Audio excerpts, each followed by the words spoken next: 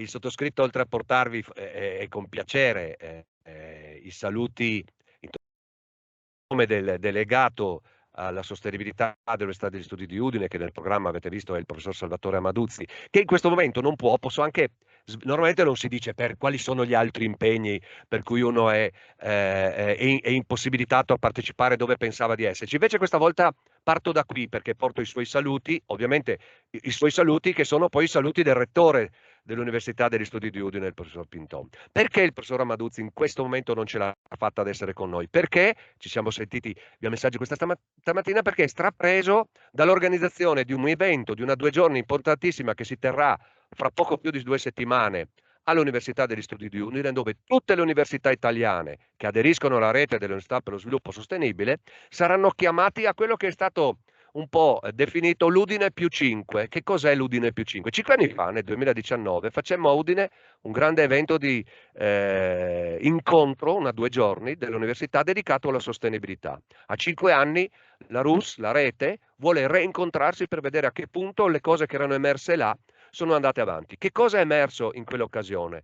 Diversi aspetti. Uno di questi è uno dei temi su cui la rete dell'Università per lo sviluppo sostenibile da subito, da quando è nata nel 2016, ha voluto impegnarsi, è stato quello del tema educazione, vero Renata? Questo è il termine, l'etichetta del gruppo di lavoro, a cui la professoressa Codiglia ha subito preso parte come rappresentante dell'Università degli Studi di Udine, ed è lì dentro che nasce anche il progetto che originariamente la RUS definiva, ogni tanto definisce lezione zero, ma poi ha avuto varie modalità di concretizzazione. All'Università degli Studi di Udine, 4 anni fa, abbiamo pensato a questa formula che, da quanto già diceva la professoressa Codiglia, ha dimostrato di essere adatta, di funzionare. Vedremo un po' adesso, cambiano le questioni, siamo partiti in lockdown, l'online era una necessità e una cosa ormai molto diffusa. Vediamo un po' come evolversi. E in ogni caso siamo qui a iniziare questo. L'Università degli Studi di Udine quindi appartiene alla rete, parlo come delegato del delegato, alla rete da subito, e fa diverse cose, tra cui organizzare e proporre a tutte le studentesse e gli studenti dell'Università degli Studi di Udine, qualsiasi sia il corso di laurea a cui si iscrivano, ma non solo, anche ad altri soggetti, questa esperienza. Perché? Perché una delle grandi questioni che da subito sono emerse in questa esperienza di network nazionale, che oggi abbraccia 86 università, praticamente tutte le università italiane, non solo quelle pubbliche, ma anche qualcuna privata, anche qualcuna telematica, ecco, tutte le università italiane si sono poste questo problema. Affrontiamo la questione dello sviluppo sostenibile, aiutiamo l'attuazione dell'Agenda 2030 nel nostro paese, nel sistema universitario, ma oltre a fare il nostro lavoro tipico, fare ricerca, fare insegnamento, attuiamo direttamente queste iniziative e quindi mettere in piedi attività che possano dimostrare come anche le università, come organizzazioni, no? Che sviluppano tanti tipi di attività, possono a loro volta essere protagoniste, essere concretamente attuatrici di iniziative di sostenibilità. E queste sono le diverse che sono via via nel tempo emerse anche all'Università degli Studi di Udine e che continuano ad evolversi anche grazie, siccome qui la platea è soprattutto di studentesse e di studenti, mi permetto di sottolinearlo, anche grazie alle critiche, alle email di protesta, alle segnalazioni che la comunità studentesca ci fa arrivare. Abbiamo varie iniziative su vari settori, li trovate tutti elencati nel link dedicato all'università e a Uniud Sostenibile, a cui naturalmente vi rimando chi non lo avesse ancora visitato, ma è lì dentro che trovate anche questo corso. Quindi mi raccomando, a proposito di un altro solo esempio, Renata, che ci ha visti diciamo co-protagonisti anche in questo caso nell'idearlo e nel proporlo, tutti i corsi dell'Università degli Studi di Udine, sempre sollecitati da esperienze lanciate dalla RUS, tutti i corsi dell'Università degli Studi di Udine che sono, diciamo, riassunti in quelli che si chiama il syllabus, contengono un campo che dice il tuo corso, il tuo insegnamento, a quali fino a 3 degli obiettivi dello sviluppo sostenibile dell'Agenda 2030 contribuisce. E così abbiamo una panoramica di quante tematiche vengono affrontate in questo contesto. Renata, se vuoi, io direi, dedico ancora 2 minuti anche alla questione, alla seconda veste per cui era prevista la mia presenza di apertura e sarò brevissimo. Avete già sentito che fra le cose che nell'ambito educativo l'Università degli Studi di Udine, ma direi da tempi non sospetti, ancora prima della nascita della RUS, pone attenzione, sono le dimensioni le tre grandi dimensioni della sostenibilità: l'economica, l'ambientale e la sociale. C'è un corso che si chiama Corso di Perfezionamento, che è esattamente la sigla di cui oggi parliamo, ESG. È una sigla che forse per qualcuno è una sigla poco nota, non mi meraviglierebbe. Adesso è stata proposta, si dice, per la prima nel 2004, quindi altre sigle di cui siamo abituati a parlare, gli SDGs, l'Agenda 2030 ed altre. Quindi è una ma è una sigla che assume a sua volta le grandi tematiche dello sviluppo sostenibile. Proponiamo un corso di perfezionamento che ha avuto la sua periodica nel 2023, tra la seconda edizione dell'autunno 2024, e prossimamente si apriranno le iscrizioni a tutti i laureati triennali e quindi aperte a qualsiasi tipo di situazione, non solo ovviamente al mondo degli studenti e delle studentesse, ma anche al mondo professionale, con cui abbiamo molto ben lavorato nella prima edizione. Quindi seguiteci, stay tuned anche su questa proposta, di cui sentirete parlare, perché i protagonisti che l'hanno ideata sono fra i relatori che seguiranno, assieme agli altri graditissimi ospiti con cui mi sono già incrociato, fra l'altro, in più occasioni, e quindi sono contento di rivedere qui in questa occasione. Renata, mi fermo qui, se no il tempo vola. Grazie. Grazie molte Francesco, e restiamo a parlare, a introdurre anche appunto il nostro corso di perfezionamento post laurea ESG Training Program, perché abbiamo Roberto Orsi, direttore dell'Osservatorio Socialis.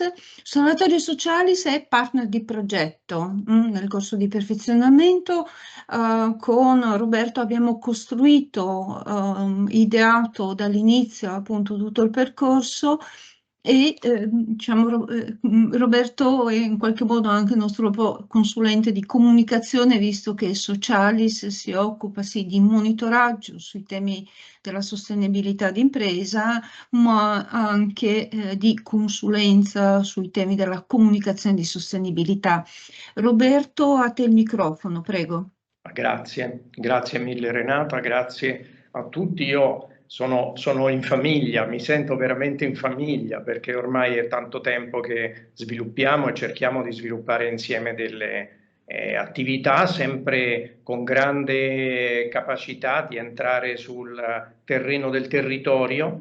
Questo è l'esempio che ci ha restituito l'ESG Training Program nella prima edizione, nella quale abbiamo avuto 28 iscritti, partecipanti, quindi insomma adesso, quando riapriranno le nuove iscrizioni, insomma ci aspettiamo un buon riscontro. Pensando al mio intervento di oggi, e sapendo di avere diciamo un bel numero di studenti, se non vi dispiace farei un piccolo intervento di scenario, e cioè l'Osservatorio Socialis è una testata giornalistica, è un centro studi, mi occupo da oltre 20 anni di monitorare questo fenomeno, che ha avuto una serie di evoluzioni molto importanti, che credo agli studenti faccia piacere sapere. Se permettete, io mi collego con pochissime slide. So di avere poco tempo, ma insomma credo che sia abbastanza importante utilizzarlo. Allora, cronologia dello sviluppo sostenibile. Insomma, mi piaceva insomma fare questo excursus degli ultimi 20 anni, anzi nel frattempo anche qualcuno in più, insomma. Allora, il 2001 ha visto la pubblicazione del libro verde della Commissione europea, 2014 direttiva che obbliga le aziende quotate in borsa a rendicontare informazioni non finanziarie. Diciamo un centinaio di aziende coinvolte. 2016 i 17 goal delle Nazioni Unite finalmente permettono di individuare quali possono essere degli obiettivi comuni tra aziende, università, istituzioni, persone, no? Quindi l'abbiamo atteso per tanto tempo, siamo stati veramente molto contenti di vederli. 2019, quindi ci stiamo avvicinando, 181 CEO di grandi imprese americane riuniti nella Business Roundtable, che dichiarano che l'impresa deve porsi l'obiettivo di creare valore, no? Ecco, quindi qui si comincia a capire che il vento sta girando, diciamo, in qualche altro modo. 2020 c'è la prima affermazione dei criteri ESG, di cui ha parlato il professor Marangon, la E, la S, la G, l'ambiente, il sociale, la governance, l'economia delle imprese. 2021-2022 questi effetti, questi eventi inaspettati, emergenza Covid e il conflitto russo-ucraino, che alzano addirittura il livello della CSR. Noi ci siamo messi a monitorare un po', a capire che cosa succedeva nelle aziende a fronte di queste cose, e magari qualche dato ve lo do subito dopo. Vi anticipo che gli investimenti in CSR in Italia, grazie a 10 rapporti che l'Osservatorio ha fatto e realizzato in questi 20 anni, sono cresciuti da 415 milioni di euro a 2 miliardi e 160 milioni di euro, facendo crescere le aziende coinvolte dal 40% al 96% addirittura. E non ultimo, molto importante, il 6 di luglio, se non vado errato, è il termine ultimo per il recepimento della nuova normativa famosa ormai CSRD, Corporate Sustainability Reporting Directive, che estenderà a circa 5.000 piccole e medie imprese italiane, quindi non più le 150, ma 5.000 aziende 2025, 2026, 2027, a quasi 50.000 euro in Europa gli obblighi di sostenibilità ESG.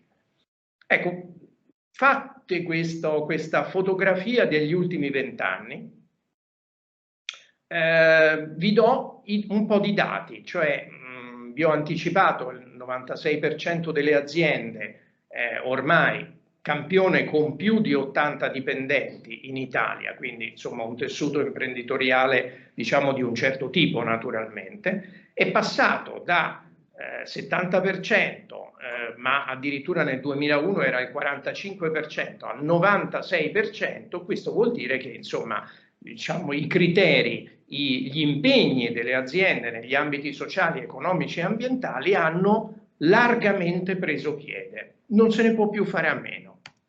E vedremo perché poi le aziende ci dicono perché non ne possono più fare a meno. Questi sono i dati, 2 miliardi e 162 milioni di euro ve l'avevo anticipato, e questi sono dei punti, i punti dove abbiamo chiesto alle aziende del campione quali sono i vantaggi, quali sono i maggiori vantaggi di impegni nell'ambito della responsabilità sociale. 54% per il rapporto con le risorse umane, con i dipendenti, con le persone che lavorano e fanno grande l'impresa.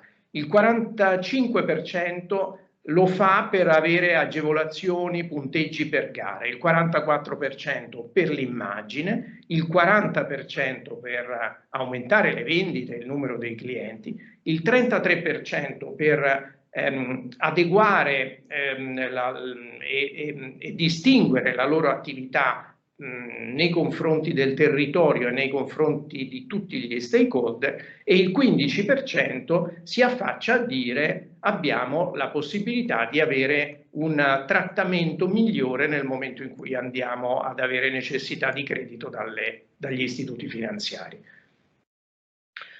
Mi sono focalizzato oggi su un tema che mi sembrava quello più importante in questo momento, anche perché è stato dichiarato anche dalle stesse imprese, cioè che cosa hanno fatto le aziende nell'ambito delle iniziative di attenzione ai dipendenti. Allora, il 38%, punto numero 1, attività di formazione e valorizzazione, iniziative sociali nelle sedi, valutazione di competenza e efficienza per lo sviluppo delle carriere, varie iniziative di welfare aziendale, monitoraggio del clima, esigenze e motivazioni. Vedete quante, mi rivolgo soprattutto agli studenti, quanti spunti e quanti momenti di focus le aziende hanno individuato nell'ambito del loro rapporto con i dipendenti, con il cosiddetto capitale umano, no? Cioè quello che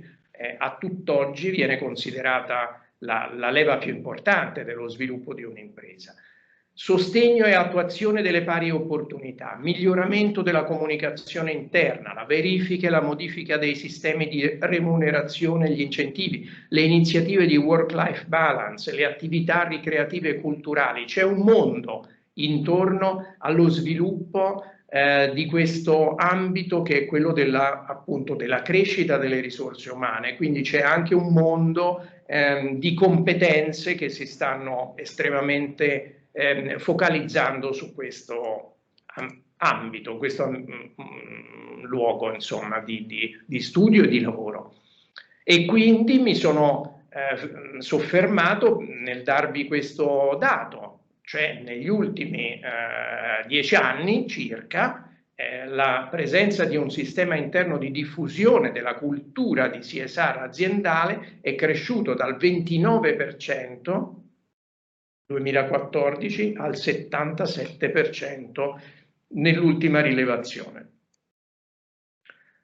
Questa è una cosa che può interessare ancora di più, insomma, gli studenti, cioè una specializzazione in CSR. Come alcuni di voi sanno, insomma, l'Osservatorio Socialis organizza anche da più di 20 anni un premio per le migliori tesi di laurea su questi temi. Insomma, quindi abbiamo avuto la soddisfazione di vedere i vincitori, diciamo, in qualche modo aggregarsi a una serie di aziende che li hanno notati e ne hanno fatto delle proposte di lavoro molto interessanti. Allora, alle aziende abbiamo chiesto, ritiene che una specializzazione in CSR, un master, un corso universitario, una tesi di laurea rappresenta un elemento di distinzione in un curriculum? Vedete che dal 2014 al 2020 siamo passati dal 67% all'80%. C'è una esigenza di avere la disponibilità di competenze legate alle tematiche ESG. Su questo non c'è dubbio, perché abbiamo visto i vantaggi, abbiamo visto la percezione, abbiamo visto il numero delle aziende che investono, 96% delle aziende diciamo che non ce n'è più, insomma, ecco, quindi avere uno staff competente su questi temi è ormai indispensabile, anzi più che fondamentale. Allora abbiamo raccolto qualche riflessione di manager anche, no? Che hanno risposto alle nostre domande, e le riflessioni sono: dobbiamo mettere a sistema la sostenibilità, questo nel 2022-2023, adesso tanto più direi ci possiamo rispecchiare in queste affermazioni. Questo mettere a sistema la sostenibilità ci aiuta nello sviluppo di tutta l'organizzazione e fa crescere l'attrattività per gli investitori. Direi che magari mi piacerà sentire qualche commento dei relatori che verranno dopo di me per capire anche quello che è la loro percezione oggi. E altra affermazione: è sempre più necessario condividere, comunicare e far crescere il commitment con dipendenti e collaboratori. Lo abbiamo visto, le tante cose che vengono messe in campo per migliorare questo aspetto. Abbiamo bisogno di valorizzare gli investimenti ESG e mettere a reddito le nostre iniziative. Puntiamo a metterci in gioco. Anche questa è una sfida ormai, quella di essere al di là della norma, direi anche, no? Di essere compliance con la norma sarà fondamentale, ma al di là di questo far mettere radici all'interno dell'organizzazione a queste tematiche. Quindi abbiamo chiesto quello che poi abbiamo cercato di sviluppare attraverso questa piattaforma digitale di misurazione che, insomma, con l'Università di Udine abbiamo pensato anche di utilizzare nel nostro corso, insomma, perché quello che noi intendiamo dire è che per essere diciamo, attrattivi e per avere tutta una serie di vantaggi nel essere entrati nel terreno delle tematiche ESG è avere un metodo. Avere un metodo significa focalizzare i punti fondamentali. Noi a questo punto li abbiamo focalizzati in 6 aree e abbiamo anche chiesto alle aziende nell'ultima rilevazione tra le seguenti aree ritenute indispensabili per una CSA strutturata. Quali sono le 2 più importanti? Formare il personale, vedete che torna questo tema, e essere sempre coerenti negli ambiti naturalmente delle attività ESG, prende il 33%. Le risposte, abbiamo chiesto di indicare le 2 più importanti secondo loro. Programmare e misurare e condividere a tutti i livelli, 32 e 31%. Programmare è fondamentale, non c'è dubbio. Ognuna di queste aree non può essere slegata dalle altre, questo è un po' il nostro mantra. Ascoltare i consumatori, e non solo, direi anche ascoltare gli stakeholder in generale, fare e far sapere stranamente all'ultimo posto, quando in realtà diciamo che noi, la nostra diciamo, dichiarazione è quella che tutte queste aree devono avere pari dignità in qualche modo all'interno di un'impresa. Però detto questo, quello che ci interessa sottolineare è che ESG è una questione di metodo e quindi questi sono i nostri 6 pilastri degli impegni ESG, sono 6 step, 34 indicatori, quelli che abbiamo ritenuto negli studi degli ultimi 20 anni essere un po' la sintesi di quello che serve alle aziende. Ovviamente ognuna di queste aree è possibile individuare in ciascuna di queste aree la compatibilità con le normative che stanno arrivando, ovviamente, insomma, perché poi insomma vanno viste anche queste. Io avrei finito. Finisco con questa affermazione che uso tante volte, ma insomma un premio Nobel per l'economia ai ragazzi farà piacere conoscerlo se non lo conoscono già, che diceva tanti anni fa che un codice di buon comportamento negli affari è un po' come l'ossigeno, ce ne preoccupiamo solo quando manca. Grazie molto Roberto, grazie anche per questa introduzione un po' fuori programma, che però è utilissimo appunto per introdurre il tema del webinar. Attendiamo che tu tolga la condivisione. Perfetto, ci siamo pronti quindi per entrare nel merito dell'argomento di oggi, già appunto ampiamente introdotto. Parliamo di soprattutto criteri ESG e il tema della rendicontazione di sostenibilità come un processo che non sia una semplice dichiarazione di intenti, ma che consenta all'azienda di comunicare e di valutare in dettaglio il proprio impatto sociale e ambientale. E parleremo quindi della normativa che obbliga questa platea molto ampia, come avete sentito, 5.000 nuove imprese in Italia, alla rendicontazione dettagliata e un focus particolare speciale lo dedichiamo a appunto approfondire e ragionare quello che è l'efficacia, che è l'opportunità straordinaria offerta appunto dalle partnership, come dire, la condivisione di interessi tra profit e no profit, quindi in che modo le aziende possono trarre beneficio e viceversa appunto con una collaborazione con il terzo settore.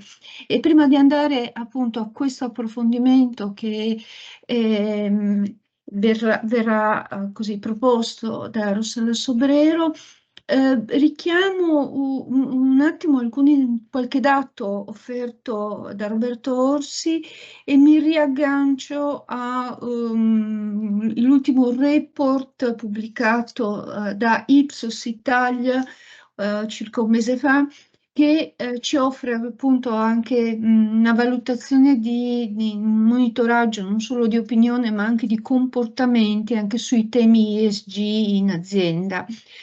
Un dato negativo è che Ipsos rileva che il numero, la percentuale di aziende che vengono ritenute veramente verificate come veramente impegnate sui temi ESG è scesa nell'ultimo anno dal 39 al 34%.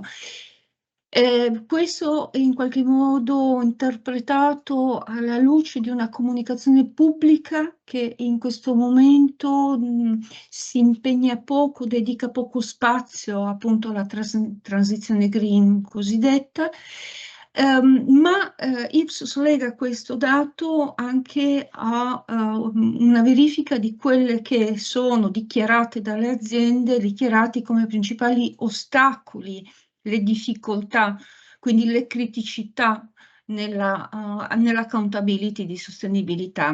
In prima battuta le aziende lamentano limiti economici che sono da un lato riconducibile al secondo item, ovvero il carico di burocrazia, quindi di impegno, tempo uomo, ore uomo, appunto, che sono richieste necessarie per l'obbligo di rendicontazione. E dall'altro, cosa per noi molto interessante, le aziende lamentano una mancanza di competenze professionali, quindi di esperti incaricati della rendicontazione. In particolare riguardo alle risorse umane, le aziende dichiarano nella misura del 34% di avere una persona o più persone dedicate internamente in azienda, ma il 41% dichiara di doversi affidare a consulenti esterni. E questo appunto, visto che noi ci occupiamo di formazione di esperti e di quelli che nei prossimi anni potranno essere gli spazi di mercato per i nostri studenti e studentesse, mi sembra una buona notizia, quindi diciamo che le prospettive almeno occupazionali ci sono, vengono ad ora documentate.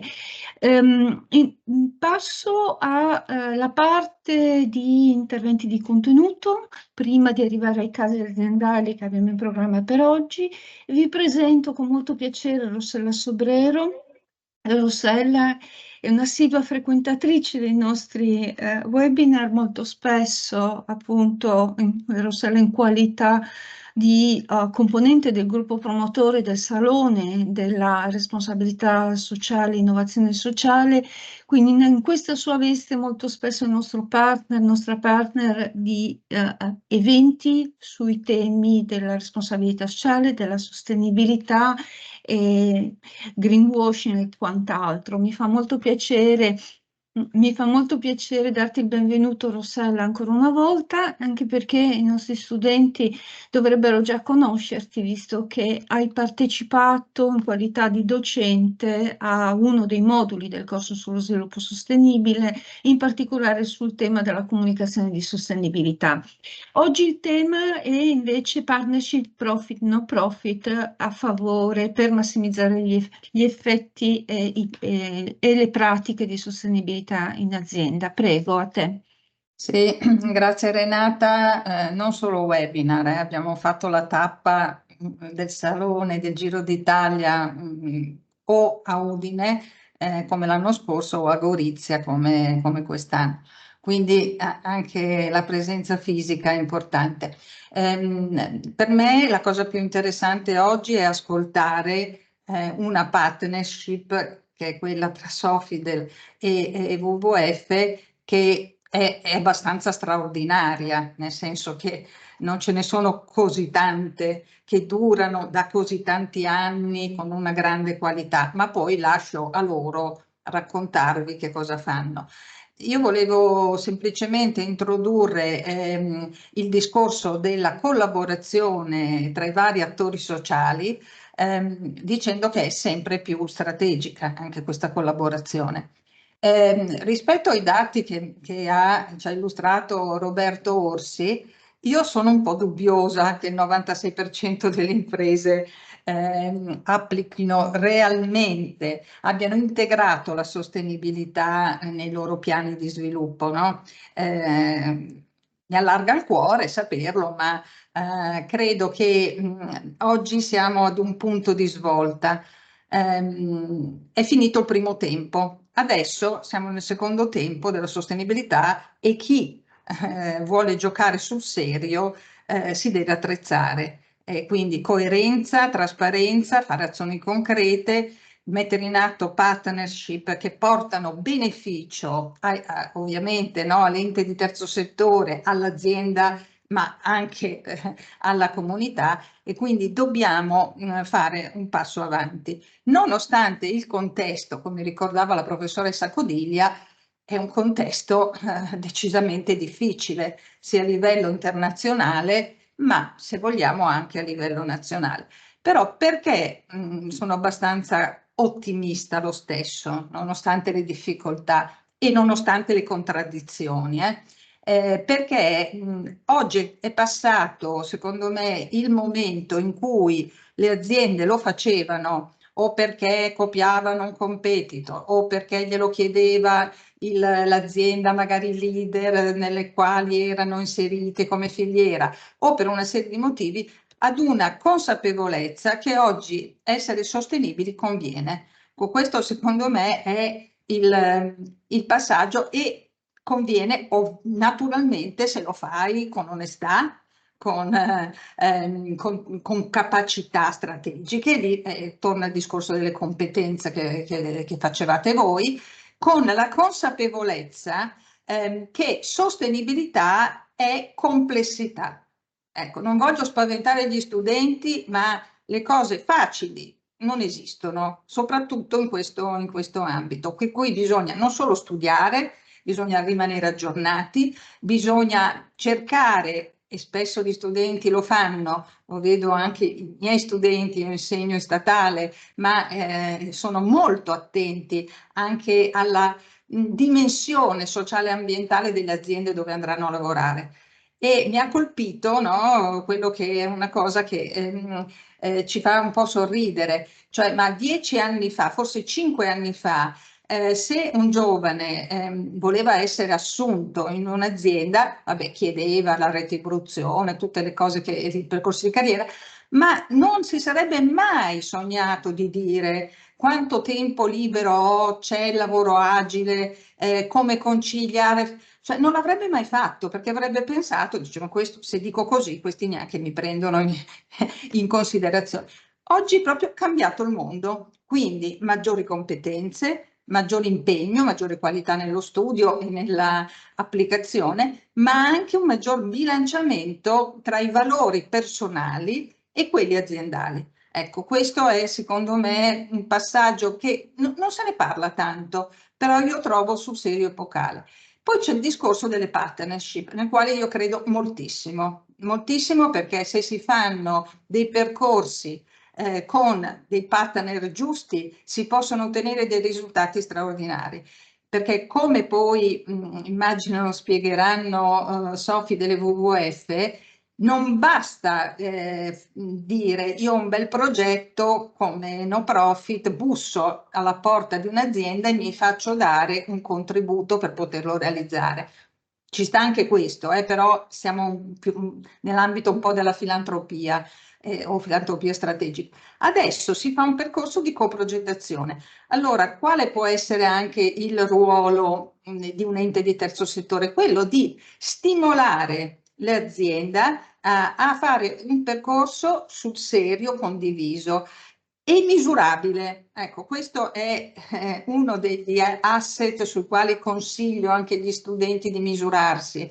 Meno chiacchiere, nel senso che la comunicazione è il nostro lavoro, per cui ci mancherebbe, ma molti fatti concreti misurabili. Quindi il tema della misurazione di impatto. Sì, io ho fatto cose positive per la comunità, ma cosa posso raccontare in termini di come ho modificato, che impatto ho generato nei confronti delle persone e del pianeta o della società? Quindi Per concludere, perché ripeto, per me è più interessante ascoltare l'esperienza loro che la partnership l'hanno progettata e la gestiscono tutti i giorni.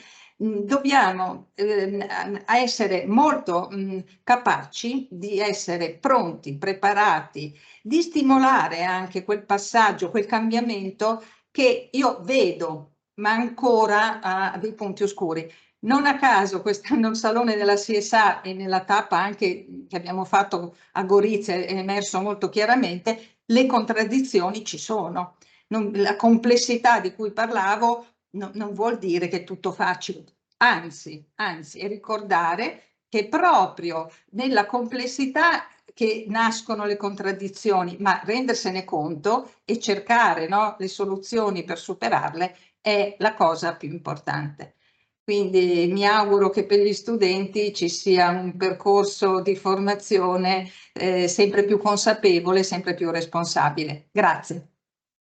Grazie a te Rossella, grazie molte, e arriviamo all'altro intervento di contenuto pensato soprattutto a beneficio di studenti e studentesse che, come sappiamo, sono provenienti da tutti i corsi di laurea, anche di ogni ordine e grado dell'Ateneo, e quindi chiedo al collega Mario Minoia appunto di cominciare il suo intervento per darci un inquadramento teorico e darci un inquadramento su quelli che sono anche gli obblighi di accountability, di rendicontazione. Vediamo le slide, ma non vediamo più Mario, comunque lo sentiremo magari tra un attimo. Eccoci. Abbiamo una doppia visione, almeno io, Mario, lo schermo è sovrapposto alle slide, c'è anche lo schermo. Così va bene? Ok, adesso perfetto, vediamo le slide, benissimo. E Mario è il nostro collega appunto del Dipartimento di Economia, si occupa nello specifico di temi di responsabilità sociale e sostenibilità. E non solo, Mario è componente del comitato direttivo della direzione del nostro corso di ESG Training Program, e quindi frequenta spesso e volentieri appunto le aziende, non solo per osservarle, ma anche così per misurarle, per così dire. Mario, a te il microfono, prego. Grazie Renata, buongiorno a tutti. Mi fa piacere essere qui. Ormai mi sento parte, come diceva Roberto, più che di un team, di una famiglia che si occupa e si appassiona a questi temi.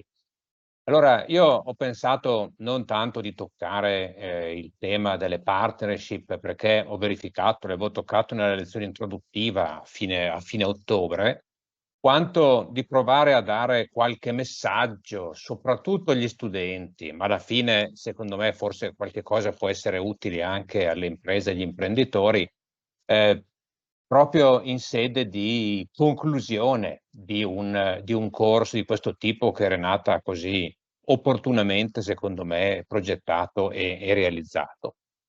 Allora, io questa è una cosa che dico spesso, l'ho detto anche ieri nella mia società scientifica, che per gli studenti è importante che noi docenti aiutiamo gli studenti a discernere.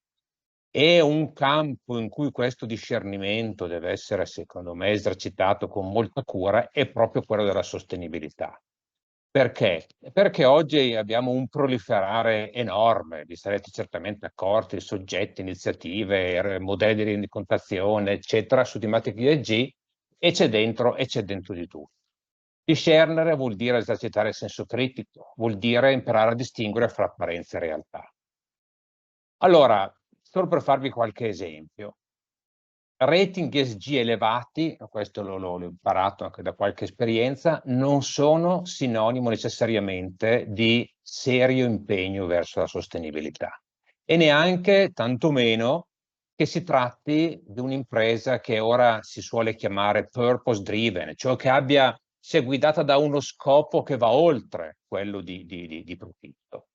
È anche vero che ci sono moltissime imprese, piccole e medie soprattutto, pensiamo a quelle del quarto capitalismo in Italia, che o non hanno il rating o ce l'hanno modesto, eccetera, ma sono in realtà guidate da imprenditori illuminati e di fatto seriamente orientati verso la sostenibilità. Faccio qualche esempio. Ci sono alle volte, se prendete dei piani o record di sostenibilità, delle espressioni, indicazioni di obiettivi ESG particolarmente ambiziosi, di per sé certamente condivisibili. Però per capire se questi guidano davvero l'impresa, un modo è andare a verificare se il management di quell'impresa è incentivato, ha una remunerazione variabile che in qualche misura dipende da quegli obiettivi e dal conseguimento di quegli obiettivi e con un peso non trascurabile. Ci sono imprese che mettono in evidenza anche a livelli alti nell'organigramma un CSR manager, un sustainability manager. Ma bisogna andare a guardare davvero che ruolo, che potere ha quel sustainability manager. È davvero, diciamo, ha ricevuto un empowerment dall'amministratore delegato, l'imprenditore, perché guidi davvero quella transizione, oppure è un tema di facciata?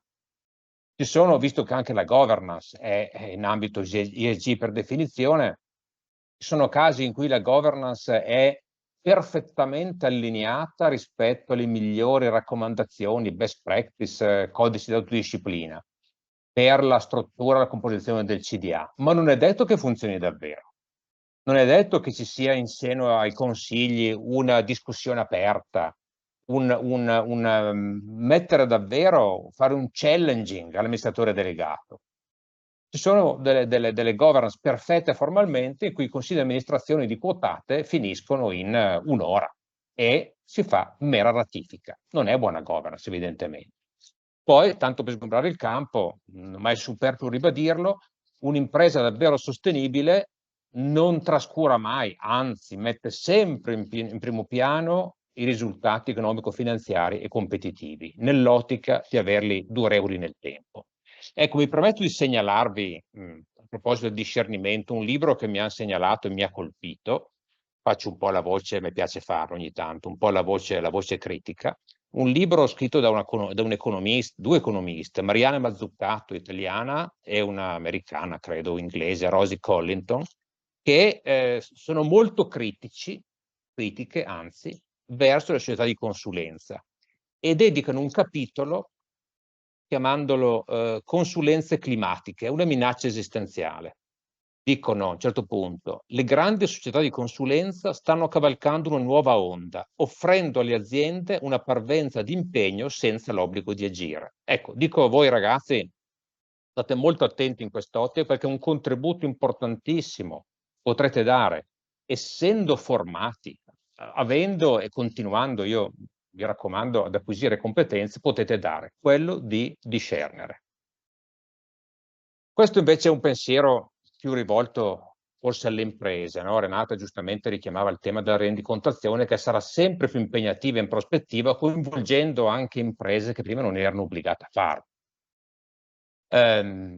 Ma potrebbero anche esserci imprese piccole obbligate, perché una società benefit, ad esempio, che può essere anche piccolissima, è tenuta per legge, se vuole essere benefit, a fare una sorta di rendicontazione di sostenibilità, senza arrivare ovviamente ai livelli imposti dalla nuova direttiva.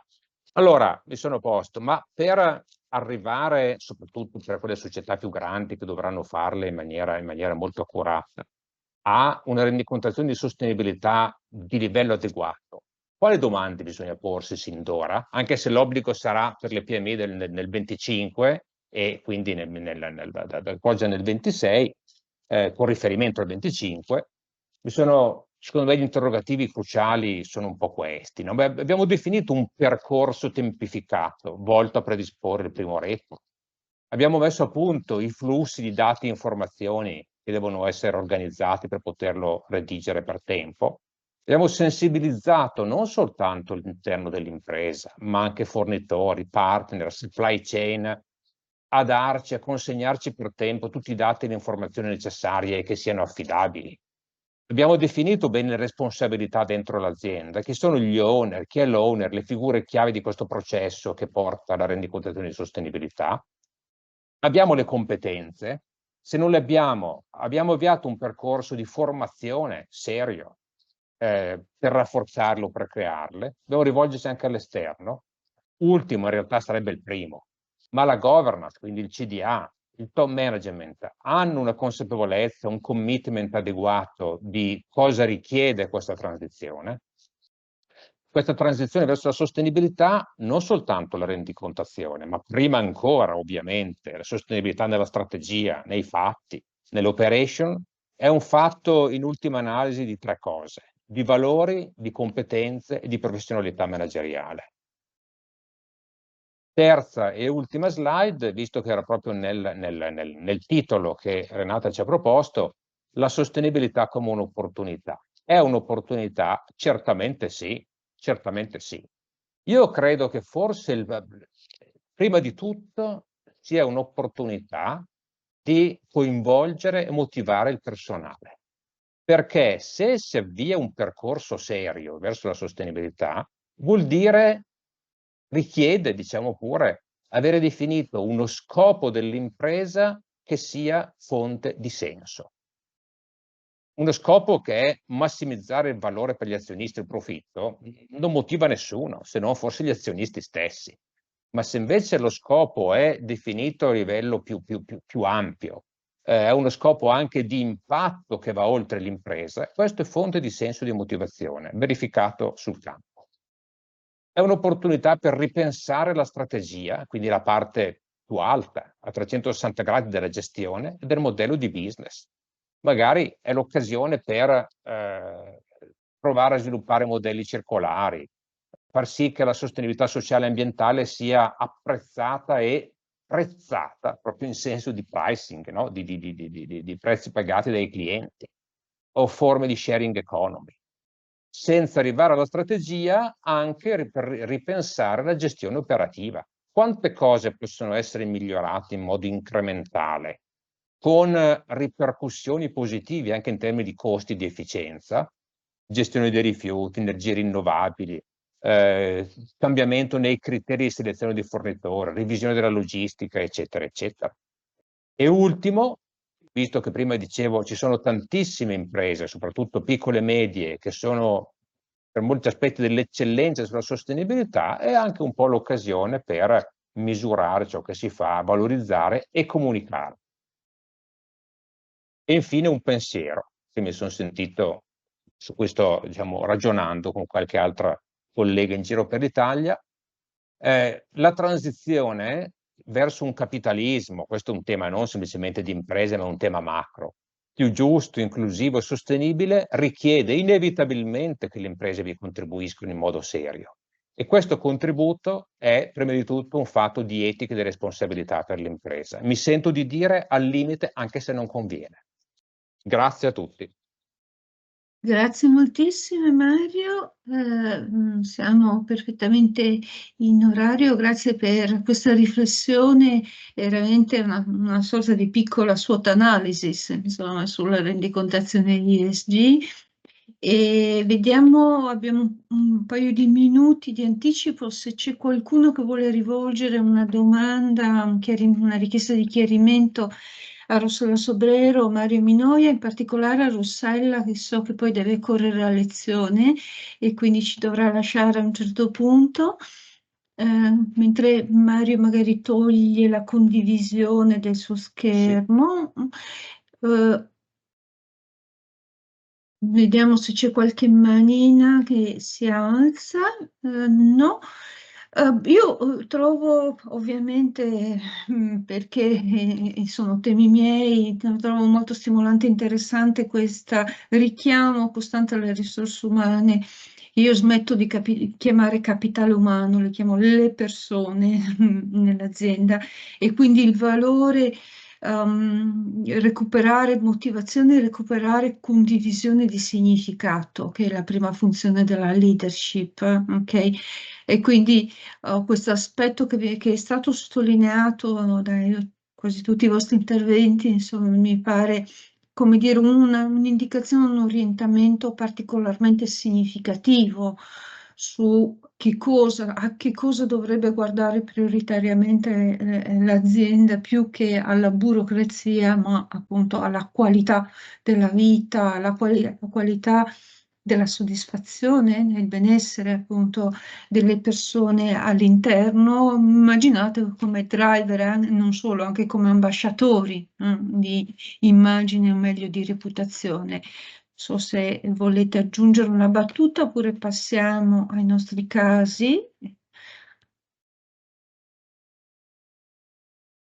Mario, hai il microfono Posso fare una acceso. battuta ancora, Prego, Renata? Scusami. prego. No, adesso visto che abbiamo Sofidel, no, come casi, volevo segnalare che come Istituto per i Valori di Impresa, qualche anno fa, abbiamo fatto una video intervista a Luigi Lazzareschi, amministratore delegato di Sofidel, proprio in quanto è una bellissima azienda su questo fronte ed è tuttora scaricabile sul sito www.isvi.org. È un collega, Silvio Bianchi Martini, che è consigliere di Sofidel, che ha intervistato Luigi Lazzareschi. Grazie.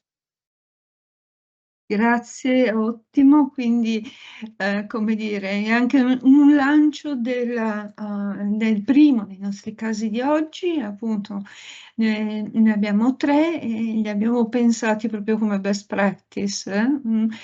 Inizia Sofidel, il gruppo Sofidel, devo dire che mi sento quasi abbonata o quasi di famiglia Sofidel, perché credo sia la quarta volta che appunto siete ospiti di un nostro evento, a cominciare da parecchi anni fa. Vedo che piace moltissimo agli studenti e alle studentesse, gli apre mondi, prospettive che non avevano considerato, che magari si studiano poco nelle nostre aule e che invece offrono opportunità estremamente di grande qualità, di grande valore, e che ora Riccardo Balducci, direttore della sostenibilità del gruppo Sofidel, ci illustra. Riccardo, a lei il microfono, prego. Un saluto a tutti e un ringraziamento per questo ulteriore invito. Io per la verità non ho mai partecipato come relatore a questo network, diciamo, di presentazioni presso l'università, qualche collega prima di me lo ha fatto. Io sono direttore della sostenibilità dello scorso marzo del 2023. Non esisteva una direzione sostenibilità di gruppo e già in questo, diciamo, possiamo notare un progresso. L'azienda si sta rinforzando molto nella governance, avendo aggiunto recentemente consiglieri, diciamo, esterni al CDA, alcuni dei quali esperti in sostenibilità. È stata, diciamo, creata una direzione ad hoc, primo riporto dell'amministratore delegato, è stato istituito un comitato consiliare rischio e sostenibilità, controllo rischio e sostenibilità, in quanto, diciamo, stiamo completando anche questo disegno organizzativo e di governance che, come qualcuno poco prima di me ha detto, è un prerequisito ed è anche un segnale dell'impegno di un'impresa che prende le cose, o in linea di principio sta prendendo le cose più sul serio di quanto magari in passato non abbia già fatto. Qualche informazione di tipo, diciamo così, anagrafico.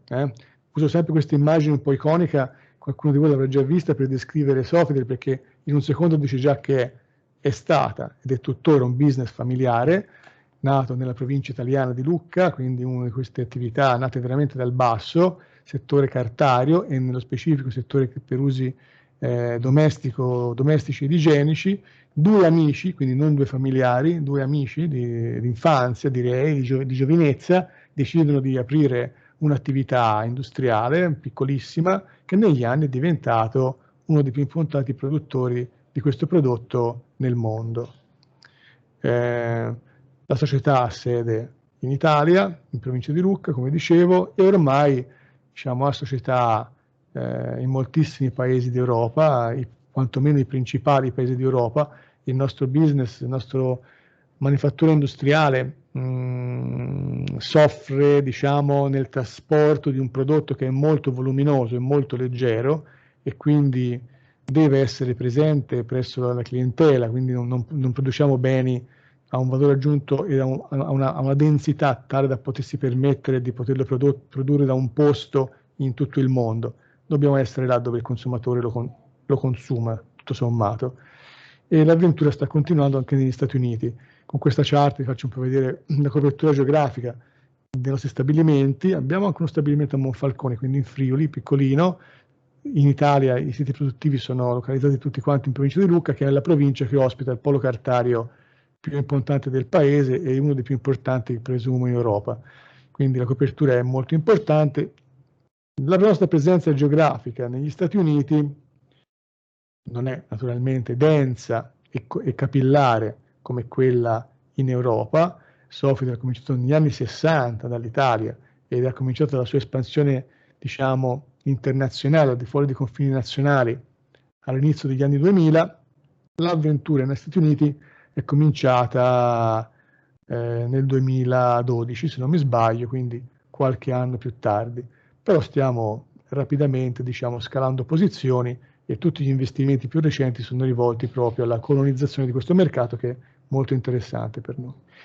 Qualche numero, tanto per darvi, insomma, le coordinate: non siamo l'ENI, evidentemente non siamo un'azienda del calibro delle grandi multi-utilities, dell'energia o di altri beni, però nel settore di competenza siamo sicuramente a un punto, diciamo, ricopriamo un punto importante, una posizione importante, 7.000 persone, oltre 3 miliardi di fatturato e una capacità vicina a 1,5 milioni di tonnellate. I nostri prodotti sono presenti in 55 paesi, quindi molti di più di quanti ospitano i nostri stabilimenti. Questa immagine un po' così di colore è giusto per rappresentare i nostri prodotti. Spesso si parla di carta tissue, segno sanitario. Anche questa immagine, con poche o nessuna parola, dice di noi una cosa importante. Siamo un soggetto industriale. Il settore cartario è un soggetto industriale, non è un'industria pesante, magari paragonabile all'acciaio, ma è un'industria che ha importanti consumi energetici, idrici, fa ricorso, è capital intensive, ma che alla fine il settore specifico della carta tissue produce un articolo familiare a tutti voi, che viene distribuito nella ordinarietà delle cose sugli scaffali del supermercato, e quindi è un settore molto interessante perché coniuga tutte le problematiche tipiche dell'industria, insomma, con le problematiche e il fascino, diciamo, di un bene di larghissima distribuzione e consumo. E quindi la sostenibilità è una sfida molto importante. Ne parliamo, sarebbero moltissimi punti di vista, e chi ha parlato prima di me ha aperto moltissimi fronti, tutti interessanti. Naturalmente cerco di andare veloce con una presentazione un po', tra virgolette, istituzionale, ma no, vorrei che ci fosse spazio anche per dei commenti, per delle domande, perché sicuramente si aprono dei fronti interessanti. Intanto cominciamo a parlare di sostenibilità ambientale. Diciamo che nella sostenibilità ambientale risiede per un'industria manifatturiera un po' più la particolarità e anche le principali priorità o gli aspetti più materiali o diciamo rilevanti, se vogliamo cominciare a parlare un po' di un lessico tipico delle normative poco fa richiamate, CSRD per esempio, si trovano proprio nell'ambito di competenza ambientale, perché denotano un po', diciamo, proprio le specificità dell'impresa, laddove i temi sociali sono molto più trasversali, più ampi, perché in ogni azienda ci sono persone che hanno più o meno sempre le stesse necessità, alte, altissime naturalmente, ma molto più trasversali. Clima ed energia, il processo cartario è energivoro, assimiliamolo, ripeto, al cemento, al vetro, ai grandi processi della manifattura industriale, e dobbiamo purtroppo consumare importanti quantità di energia elettrica e di combustibili che ancora oggi sono per la maggioranza purtroppo di origine fossile. Tutela delle foreste perché il nostro è un bene di origine forestale, agroforestale direi. L'origine della fibra, che sia, diciamo, riciclata o che sia di polpa vergine, è la medesima ad oggi. La stragrande maggioranza delle fibre per uso cartario è di origine arboreo, okay? Quindi dal legno, dal fusto di piante ad alto fusto. E risorsa idrica, ancora oggi purtroppo, nonostante la tecnologia, il settore cartario della nostra manifattura è idroesigente, ha bisogno di siti che abbiano la disponibilità di importanti quantità di acqua. Come vi ho detto poco fa, produciamo un bene di largo consumo che deve essere, per essere spedito e poi consumato, fruito dai consumatori, imballato. L'imballaggio, ma anche il design, l'eco-design di un prodotto, seppur semplice come il nostro, deve essere curato, perché c'è sempre maggiore importanza e attenzione alle prestazioni del prodotto, oltre che del processo produttivo. Non sempre le cose sono in fase. Si può avere un processo produttivo molto efficiente, si sbaglia a disegnare, progettare il prodotto e magari abbiamo sprechi da altri punti di vista. La catena di fornitura importantissima, non possiamo più pensare di far bene in solitudine, ma siamo ormai immersi da molto tempo consapevolmente in una catena a monte e a valle di scambio di informazioni, ma anche consapevolmente siamo all'interno di un processo dove l'industria deve sapere che ruolo ha, quanti sono gli impatti di filiera e qual è la percentuale degli impatti dell'intera filiera che il soggetto che vi sta parlando ricopre, per capire la responsabilità dell'intera filiera. Questo è molto utile per selezionare le priorità. Quindi in tema del cambiamento climatico per noi è prioritario, perché nella filiera siamo quelli che, ahimè, siamo i maggiori, diciamo, contributori al cambiamento climatico fra tutti coloro che stanno fra noi a monte e a valle. E questo rileva, diciamo, proprio nella materialità, negli sforzi che dobbiamo profondere. Qualche risultato che dice di noi, ma sono numeri un po' sterili, quindi la riduzione delle emissioni, l'approvvigionamento. Ne parleremo approfonditamente dopo, mano a mano che incontriamo gli argomenti. Però in questa slide il significato qual è? È che non esiste, come già qualcuno poco fa ha detto, un reale impegno e una tangibile, insomma, un impegno per la sostenibilità che sia tangibile se non esiste alla base la rendicontazione. Soffre del rendiconto i propri sforzi dal lontano 2003, con dei report un po' casalinghi che io curavo personalmente da appunto 20 anni fa, molto più giovane di adesso purtroppo, e che sono diventati report con uno standing, una completezza, una complessità via via crescente dal 2008-2009, quando abbiamo sposato i primi standard di rendicontazione internazionale, fino a che stiamo sperimentando l'implementazione delle norme giuridiche più evolute al mondo, che è appunto CSRD, in una nuova dimensione, diciamo, di rendicontazione. Partiamo dal tema climatico. L'azienda, quindi diciamo, siamo didattici, siamo in un'aula universitaria, quindi ci dobbiamo rendere conto che quando un'impresa nei propri esercizi di analisi di materialità, cioè di selezione dei temi rilevanti, individua un aspetto come quello climatico, non può non avere, diciamo, quantomeno internamente, meglio se pubblicamente, un impegno di riduzione delle proprie emissioni. Per la verità la stessa norma oggi invita e considera materiale, a prescindere per tutte le imprese del tema climatico, Sofitel, ed è il motivo per il quale c'è oggi l'amica Giuliana Improta di WWF Italia, ha cominciato ad occuparsi di clima grazie proprio alla collaborazione con WWF Italia. Eravamo in cerca di tutt'altra cosa, WWF ci ha, tra virgolette, presi per mano in un'epoca dove questi temi non erano così, diciamo, facili da capire, da raccontare, e ci ha portato verso una consapevolezza che ci ha accompagnati fino ad oggi, fino a prendere impegni ormai da molti anni pubblici in termini di riduzione delle emissioni. Qua sono scritti i nostri impegni: dobbiamo ridurre rispetto al 2018 le nostre emissioni di scopo 1 e 2 del 40%, e il 24% le emissioni di ambito 3. Ambito 1 e 2 e ambito 3 stanno a significare la stratificazione e la tipologia di emissioni all'interno della filiera. Ambito 1 e 2 quelle dirette, core, chiamiamole così, dell'impresa; ambito 3 quelli che derivano, diciamo, dalle attività che non sono sotto il diretto controllo dell'impresa, ma sono indotte dalle proprie forniture, trasporti, forniture di materie prime, ma anche dal fine vita del prodotto o da tutto quello che il consumo del mio prodotto implica, smaltimento dell'imballaggio o altre cose. Per fortuna la carta igienica durante l'uso non deve consumare energia elettrica, altrimenti, come nel caso degli elettrodomestici o degli automobili, dovremmo considerare anche gli impatti legati proprio al consumo durante l'uso. Quali sono le azioni che un'impresa energivora deve intraprendere per migliorare? Anche qua si fa presto, diciamo, di elencarle. Sono attività che sono state discusse, affinate e tuttora oggetto di discussione per moltissimi anni. Il fatto di essere partiti in anticipo ci ha dato un vantaggio, oggi forse lo possiamo dire, competitivo. Il nostro nome è legato a questi temi, ma lo sforzo di cambiamento trasformativo sono ancora enormi. Quindi stiamo provando e stiamo effettivamente introducendo in impresa nuovi combustibili di origine biologica, rinnovabili, dalla biomassa solida al biogas, più raro e costoso, molto più costoso del gas, diciamo, convenzionale di origine fossile, al biosingas, una tecnologia che consente di produrre un gas combustibile da biomasse di scarto, molto interessante ma molto complessa da introdurre, idrogeno verde, che è un'attività che stiamo intraprendendo in partnership con grandi soggetti nel Regno Unito, dove questa tecnologia è molto in auge.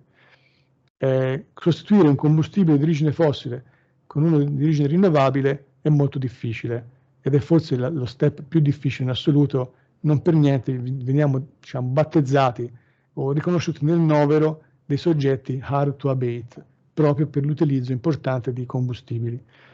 Un po' più facile approvvigionarsi di energia elettrica rinnovabile, l'autoproduciamo con delle installazioni che via via stiamo introducendo in azienda o tramite contratti di lungo periodo con il quale possiamo ottenere con soggetti internazionali forniture stabili per oltre 10 anni da fonti di approvvigionamento rinnovabile che sono state create e costruite grazie al contributo del contratto stesso. Il contratto diventa una forma di finanziamento, l'azienda si prende una parte di rischio nel fissare il prezzo per un lungo periodo, colui che evidentemente a beneficio del contratto può contare su una fonte, diciamo, di consumo stabile e quindi investire, ottenere finanziamenti per questi investimenti. L'efficienza energetica è quell'attività sempre aperta da sempre nei settori industriali che hanno nell'energia un grosso costo, diciamo, e un grosso impatto. Non si impara mai di imparare, anche a distanza di molti anni troviamo sempre il modo per introdurre nuove innovazioni un po' ridondanti, diciamo, tecnologie innovative.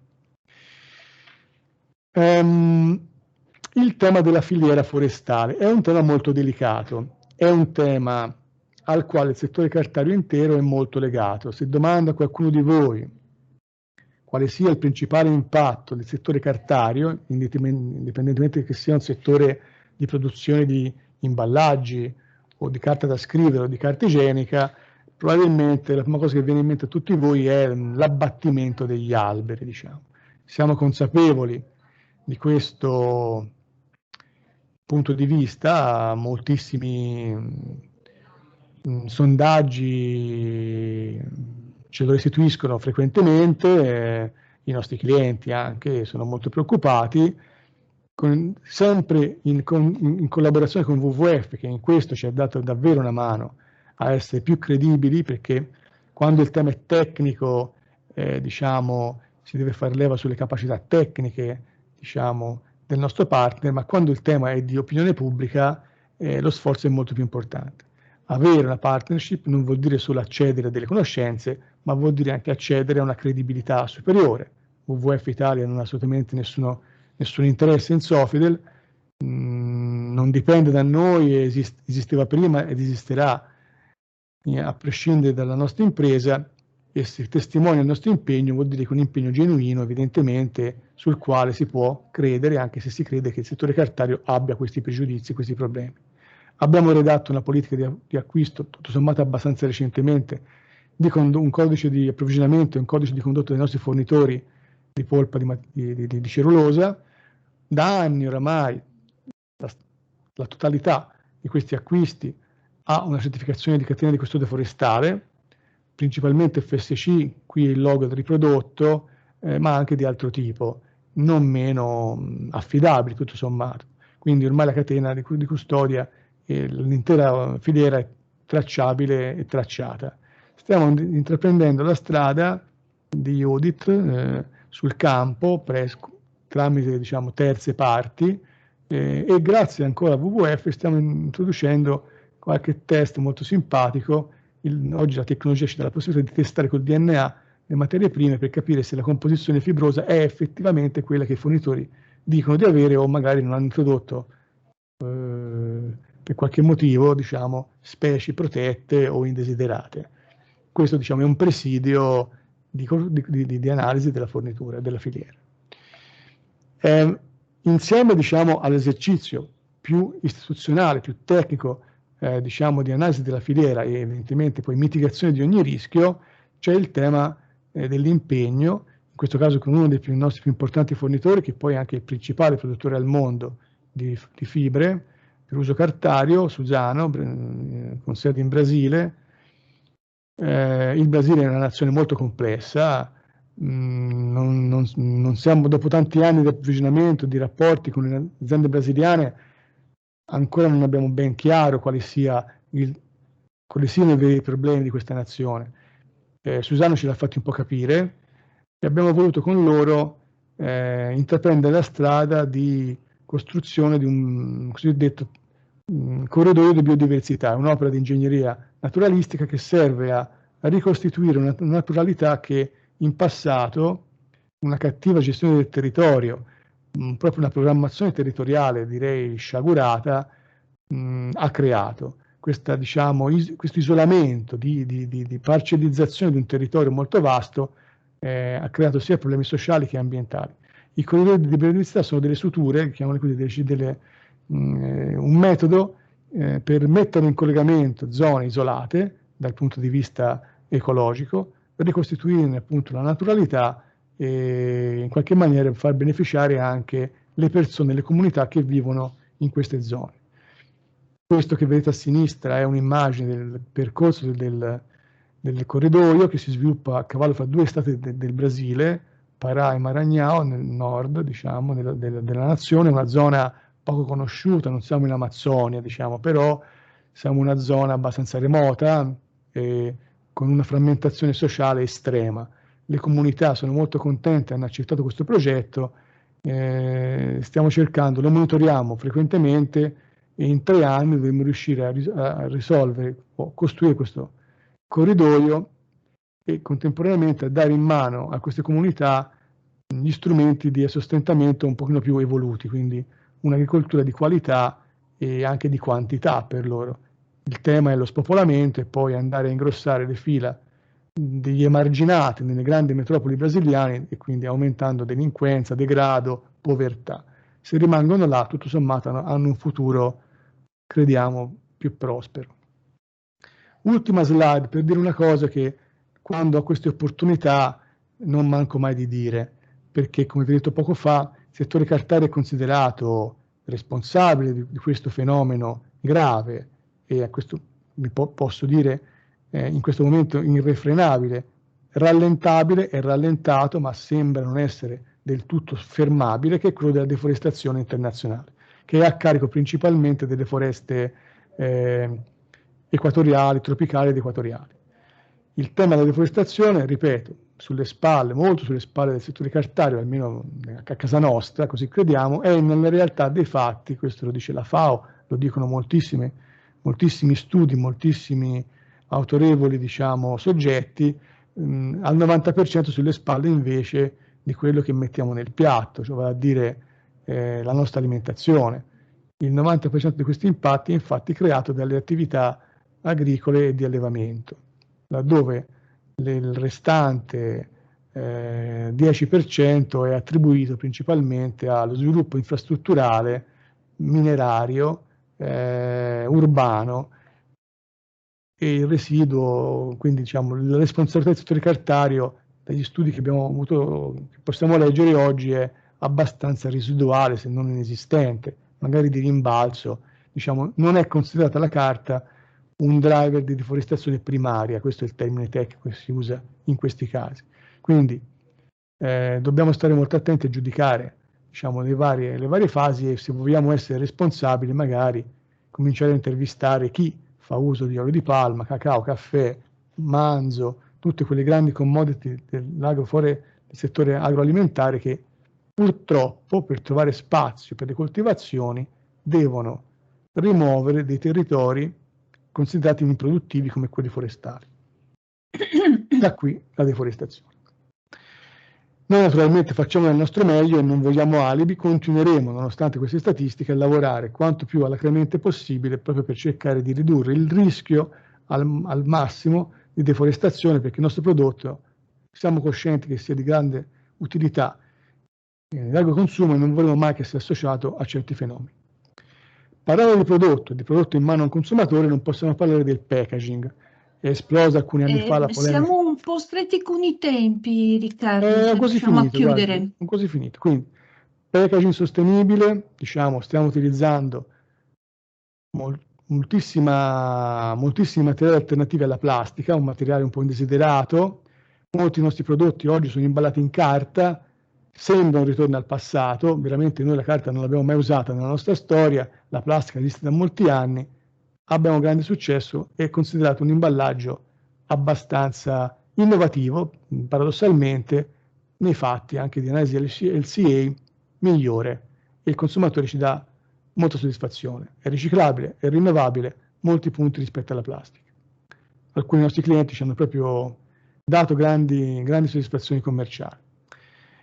L'importanza della partnership un pochino ve l'ho fatta trasparire, sono tanti chi collabora con noi, WWF ha il pregio non solo di averci fatto conoscere altri soggetti o tecnologie o informazioni, ma ci dà proprio la possibilità di trasformare, ci dà la possibilità di percorrere una strada di trasformazione, di cambiamento. Questo è un punto di vista molto importante.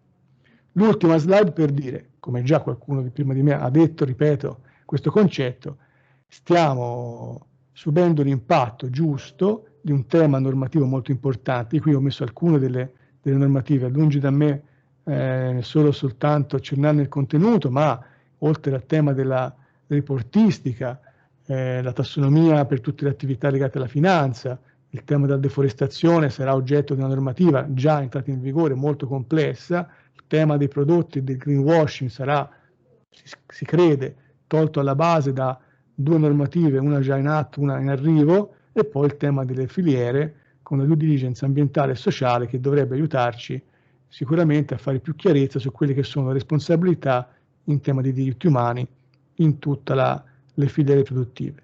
La sfida sarà trasformare il proprio modello di business rimanendo, diciamo, ovviamente all'interno della compliance normativa e consentendo di essere sempre minimamente competitivi e in crescita. Grazie mille.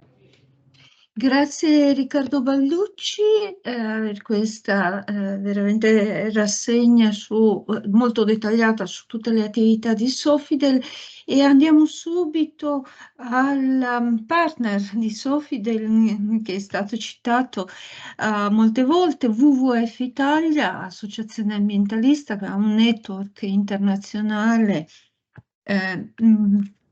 ricco appunto e che copre veramente credo tutto il pianeta, e lo riconoscerete, lo dico per gli studenti, lo conoscete sicuramente e lo riconoscerete perlomeno dal logo, il pandino nero che piace tanto.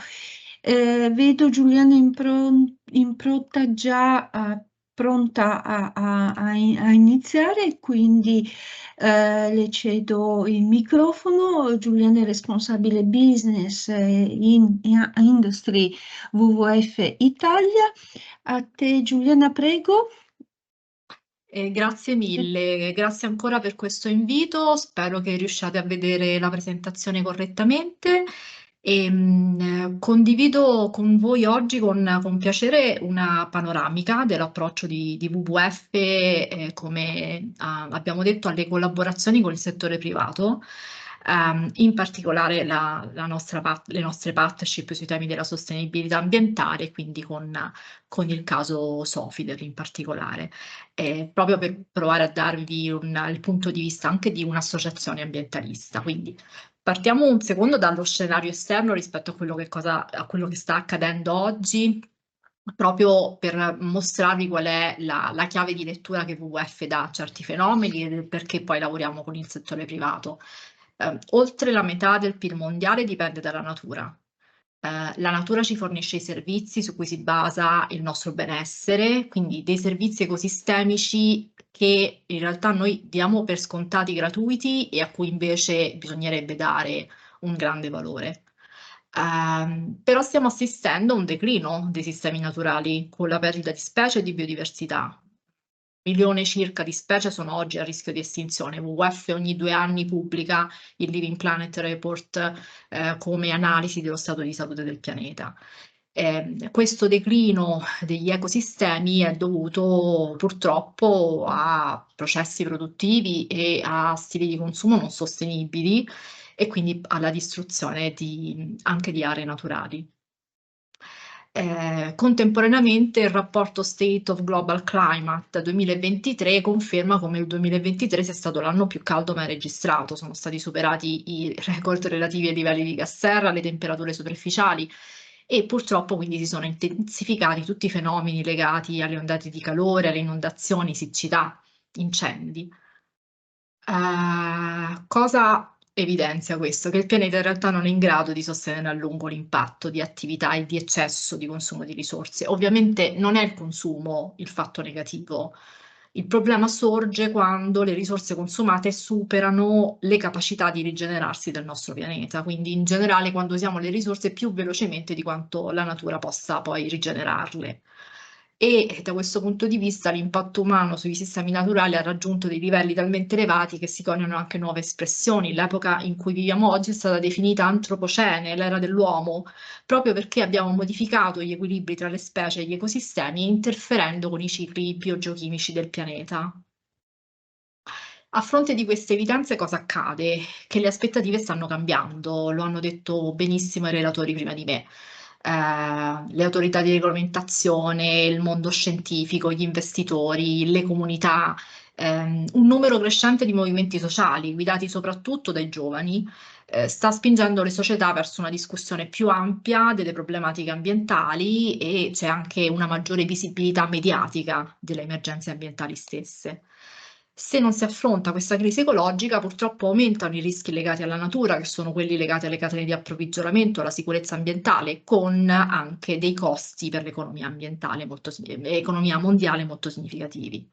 Sono molti infatti i rapporti e le ricerche che ci dimostrano come gli impatti diretti della crisi ambientale e della crisi climatica influenzano le imprese.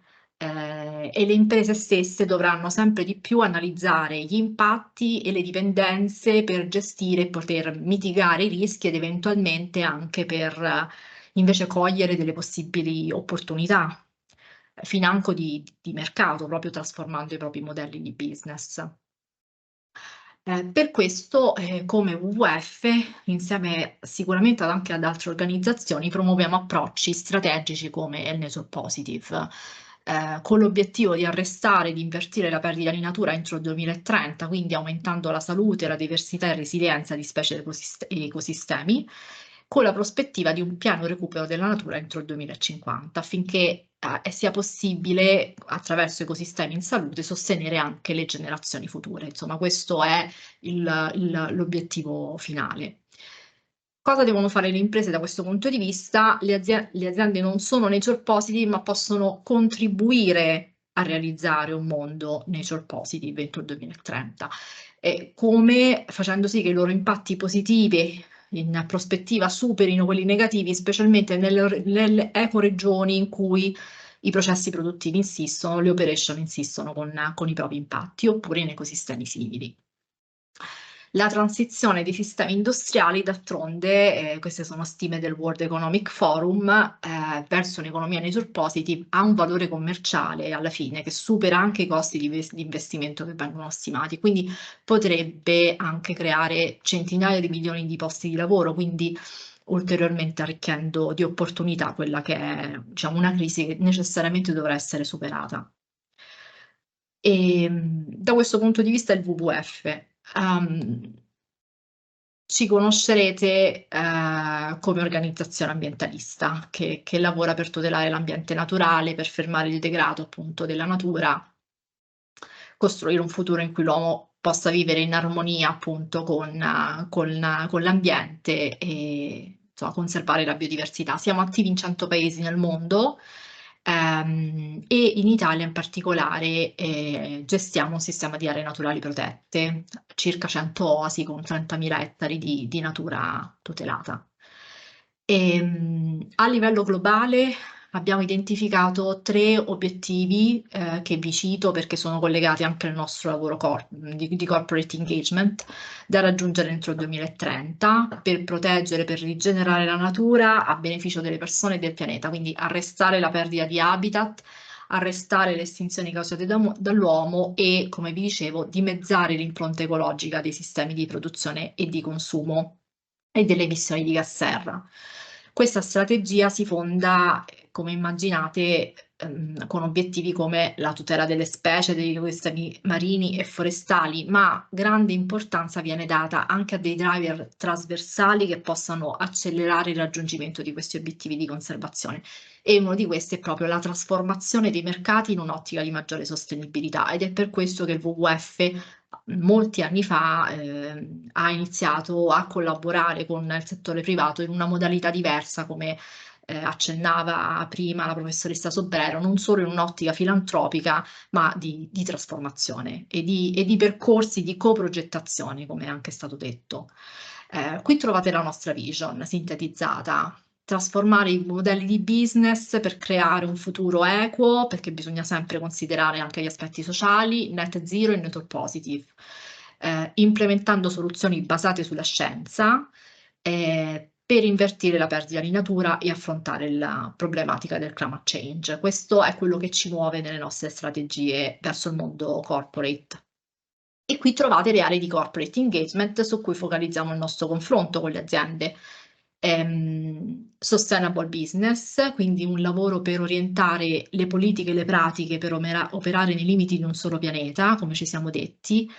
Tutta la grande area di impegno legata alla sensibilizzazione dei dipendenti e consumatori. È stato detto, ben spiegato prima di me, è fondamentale coinvolgere consumatori e dipendenti sui temi della sostenibilità, anche per attivare cambiamenti nei comportamenti. Abbiamo bisogno veramente del contributo di tutti.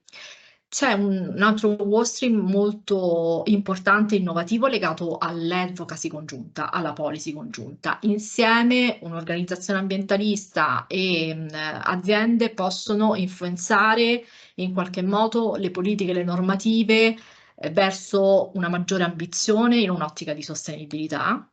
E poi c'è un tassello che comunque rimane prioritario per noi, quello degli investimenti in progetti di tutela e ripristino di habitat a favore del clima e della biodiversità. Quindi è chiaro che per noi è core il lavoro sulla trasformazione dei modelli di business per ridurre gli impatti sugli ecosistemi, ma non scordiamo il fatto che siamo un fondo per la natura e quindi un supporto economico istituzionale delle aziende permette di contribuire in maniera significativa anche ai programmi di conservazione. Quindi da una parte abbiamo dei risultati di conservazione che noi definiamo diretti, che riguardano le partnership trasformative, ma sono comunque importanti anche i risultati di conservazione indiretti che possono essere raggiunti attraverso progetti di comunicazione integrata sui temi ambientali per sensibilizzare le persone e poi ovviamente attraverso il supporto economico di aziende che vorranno sostenere appunto attività sul territorio in habitat prioritari.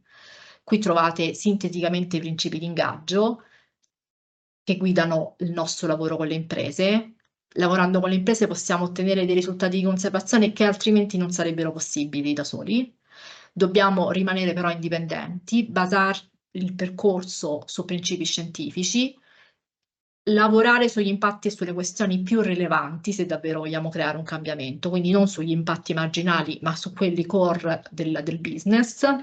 E ovviamente avere attenzione agli standard, quindi che devono essere elevati sia in materia di ambiente che di diritti umani. E passo alla case history Sofidel, che insomma, mi fa piacere sia la professoressa Sobrero che Riccardo Balducci hanno commentato come un caso positivo anche di ibridazione culturale. Noi ne parliamo anche in quest'ottica. È una partnership olistica effettivamente, perché include tutti quei tasselli strategici che vi accennavo rispetto al nostro lavoro di collaborazione col settore privato. Quindi dal lavoro trasformativo sulle sfide ambientali chiave per il settore cartario, come Riccardo Balducci anticipava, quindi sicuramente soprattutto energia e foreste, ma anche le leve del marketing, le leve della comunicazione istituzionale sui temi della sostenibilità per raccontare e rendicontare questo impegno verso l'ambiente che Sofidel nel corso degli anni ha promosso, fino a un percorso congiunto di educazione nelle scuole. Mi fa piacere citarlo in questa sede, sia un bellissimo percorso formativo per le scuole primarie, sia dei corsi anche di formazione, di alta formazione per le università. Quindi questa è un po' la vision della partnership rivolta a tanti stakeholder di riferimento. Riccardo Balducci ha citato i programmi Energy, su questo mi fa piacere condividerlo anche in un'ottica di raccontarvi come WWF ha promosso piattaforme multi-stakeholder.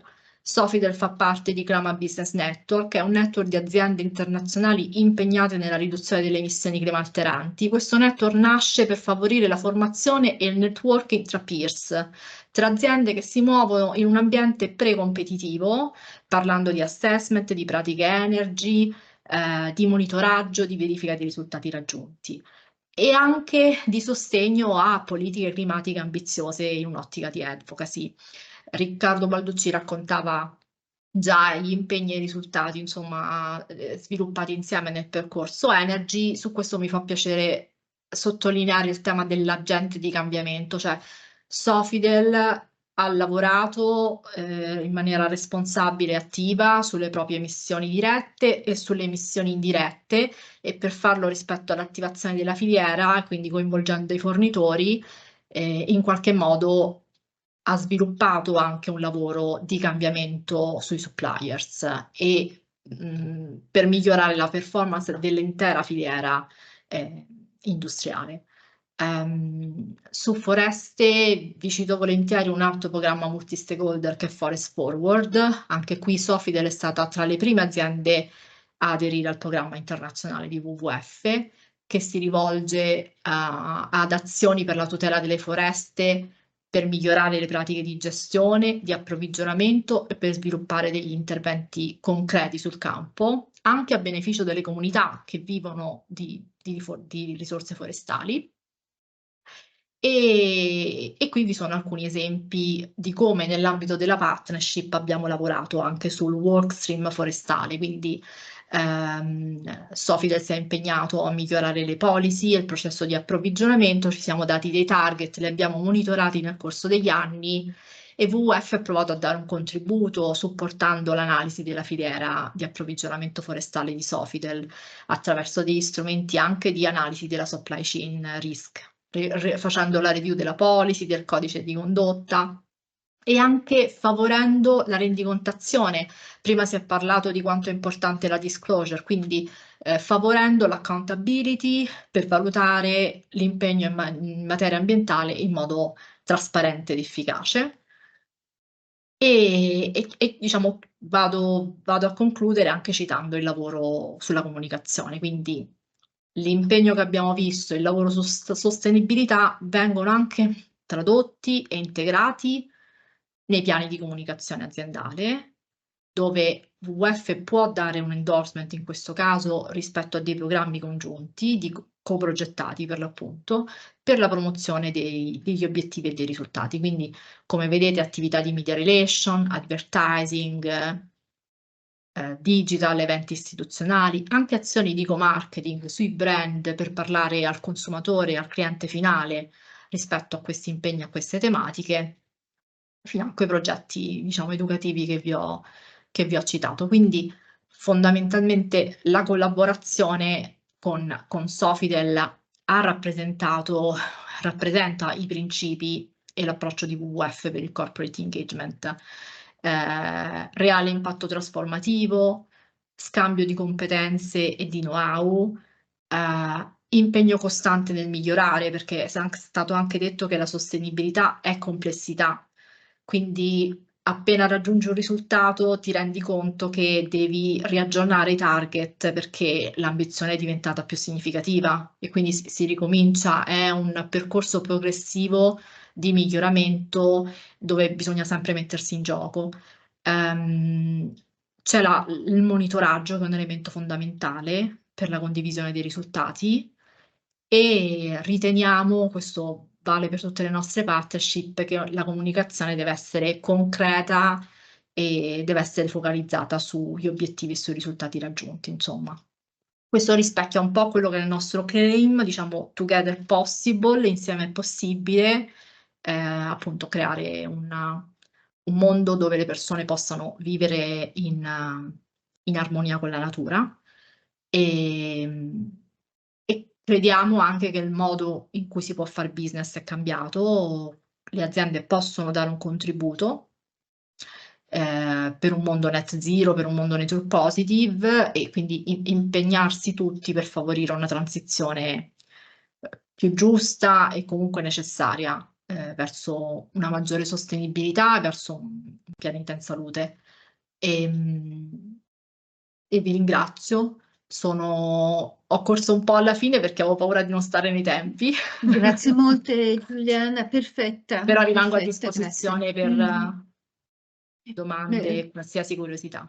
Sì, grazie anche per questa prospettiva ampia appunto sulle attività di WWF che magari conosciamo poco e che ci fa sempre piacere appunto come dire, trovare descritte anche come occasione, come spunto poi di future attività, perché no, nei nostri futuri laureati che magari si avvicinano alla vostra associazione proprio per il fascino appunto che esercitano questi temi.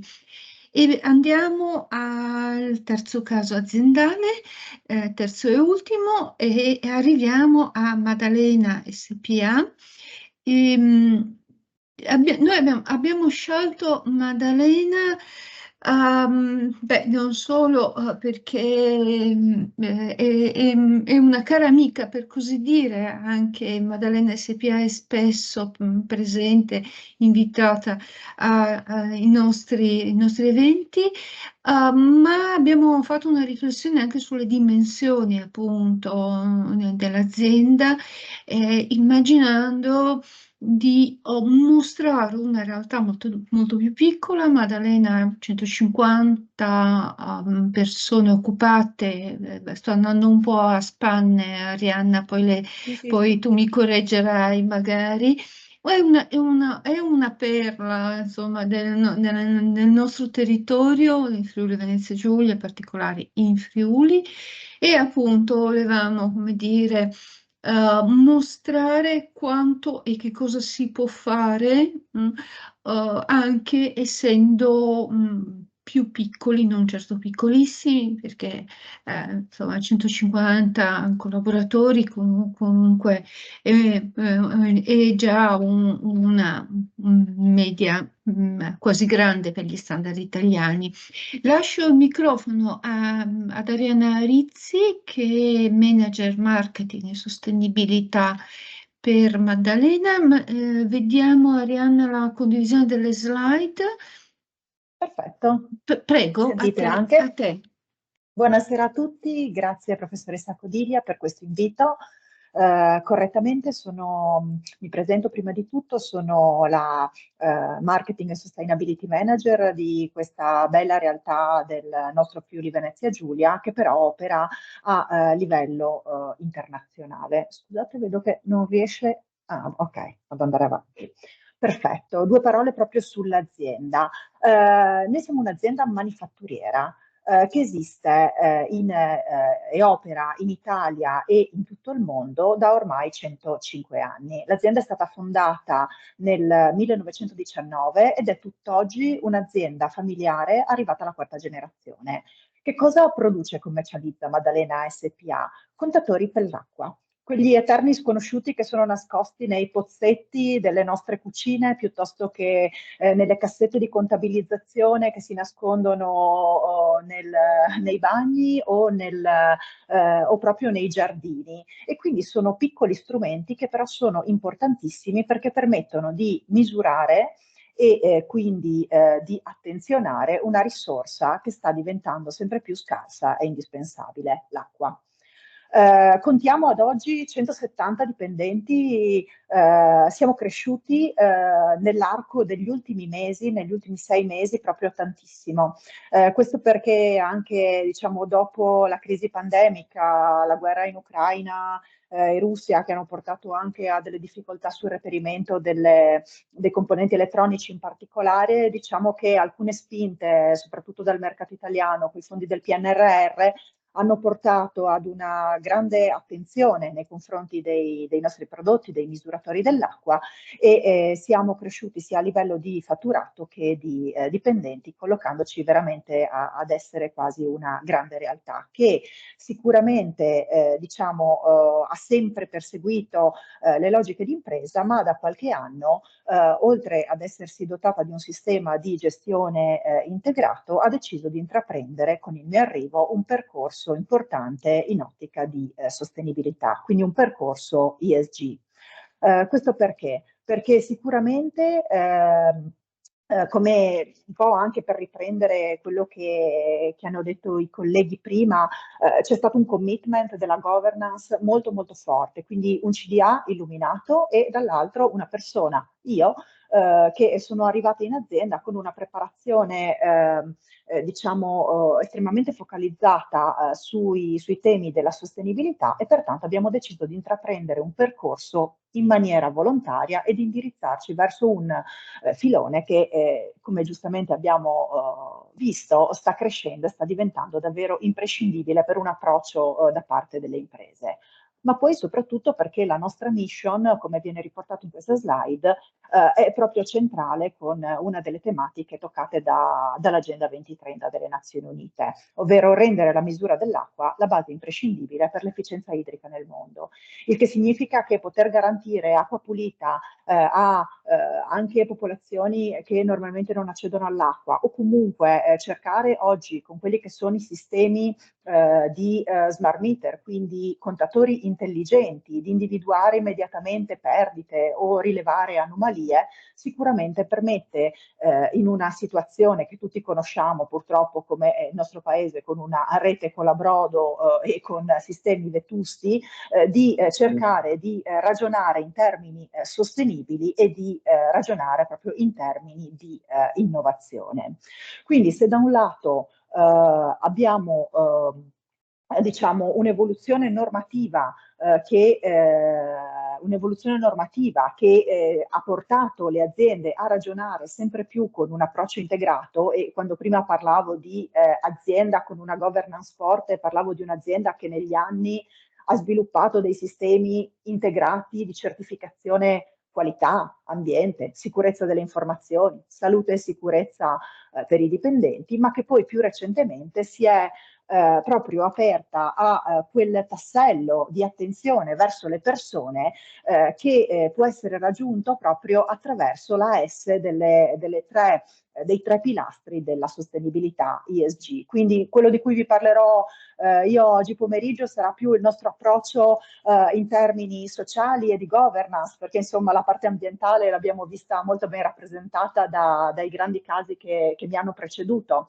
E questo che cosa significa? Significa che anche un'azienda di medio-piccola dimensione può diventare un luogo attrattivo per i talenti, per i giovani, e assolutamente anche un luogo dove rimanere, perché i dipendenti si trovano bene. E questo ad esempio è un aspetto che viene raggiunto ed è stato, diciamo, migliorato sempre più nell'ultimo quadriennio, ad esempio attraverso la certificazione SA8000, che è proprio dedicata al benessere dei dipendenti.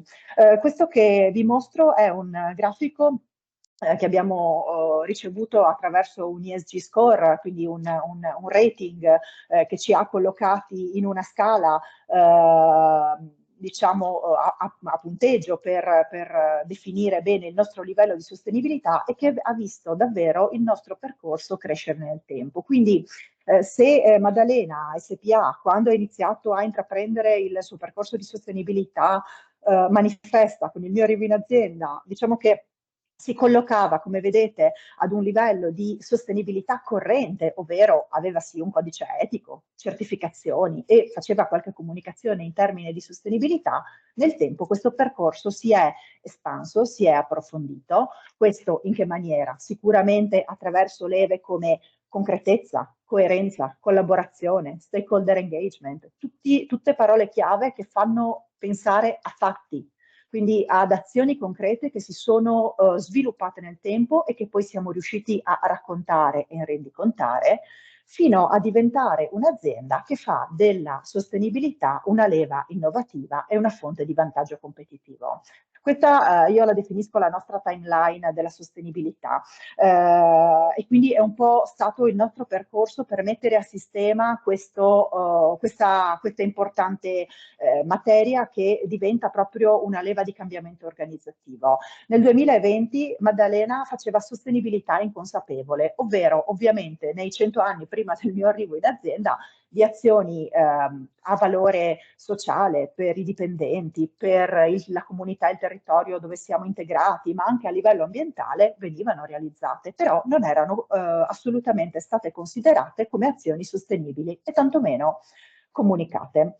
Una volta individuate e anche, diciamo, mappate secondo quelli che sono i principi di rispondenza alla ISO 26000 o gli obiettivi dell'Agenda 2030, questa sostenibilità è diventata sempre più concreta e questo si è visto appunto attraverso l'ottenimento della certificazione SA 8000 o attraverso l'inserimento della mia figura come CSR manager in organigramma o per poi diciamo, portarsi ad un livello successivo in cui parlare di sostenibilità diventa davvero un driver di crescita. Quindi abbiamo fatto questo passaggio di coerenza e questo passaggio di crescita per fare in modo che le azioni di sostenibilità davvero potessero essere integrate all'interno del piano di sviluppo aziendale. E come l'abbiamo fatto? Beh, sicuramente attraverso una formazione trasversale di tutte le persone all'interno dell'azienda, quindi una formazione dall'alto verso il basso, ma anche proprio in maniera trasversale sulle tematiche che vanno dall'etica all'ambiente al benessere dei dipendenti e iniziando a programmare e misurare una serie di obiettivi che domani saranno allineati alla CSRD e che diciamo diventeranno davvero obiettivi di crescita a livello di vantaggio competitivo. Quello che io definisco un po' la prima pietra miliare è stato il nostro bilancio di sostenibilità. Il primo bilancio di sostenibilità che è stato redatto relativamente all'anno 2020-2021 e che è stato redatto su base volontaria, ovviamente. Noi non siamo un'azienda obbligata ancora a rendicontare, con l'entrata in vigore della CSRD probabilmente dovremo rendicontare a partire dall'anno 26 in relazione all'anno 2025, ma il nostro primo bilancio è stato già definito sulla base dei GRI standard ed è stato davvero il punto di partenza per mettere nero su bianco una serie di azioni e poterle comunicare apertamente e quindi dire bene, da qui si parte. Quindi che cosa facciamo oggi in questo percorso di crescita? Ci siamo posti degli obiettivi dal punto di vista ESG, quindi ambientale, sociale e di governance, e cerchiamo di raggiungerli attraverso una serie di azioni. Questi che vi riporto sono decisamente numerosi, i tempi non ci permettono di analizzarli tutti, ma vorrei soffermarmi in particolare su un paio di aspetti. Dal punto di vista ambientale, sicuramente una cosa molto importante per la nostra azienda è stata quello di creare un approccio sistematico di misurazione e di rendicontazione degli impatti ambientali, il che significa che se facevamo attenzione magari ad essere certificati 14.001 per l'ambiente o ad aver ampliato il nostro stabilimento in occasione del centenario, diciamo in classe A+, quindi con pannelli fotovoltaici, con un'attenzione estrema al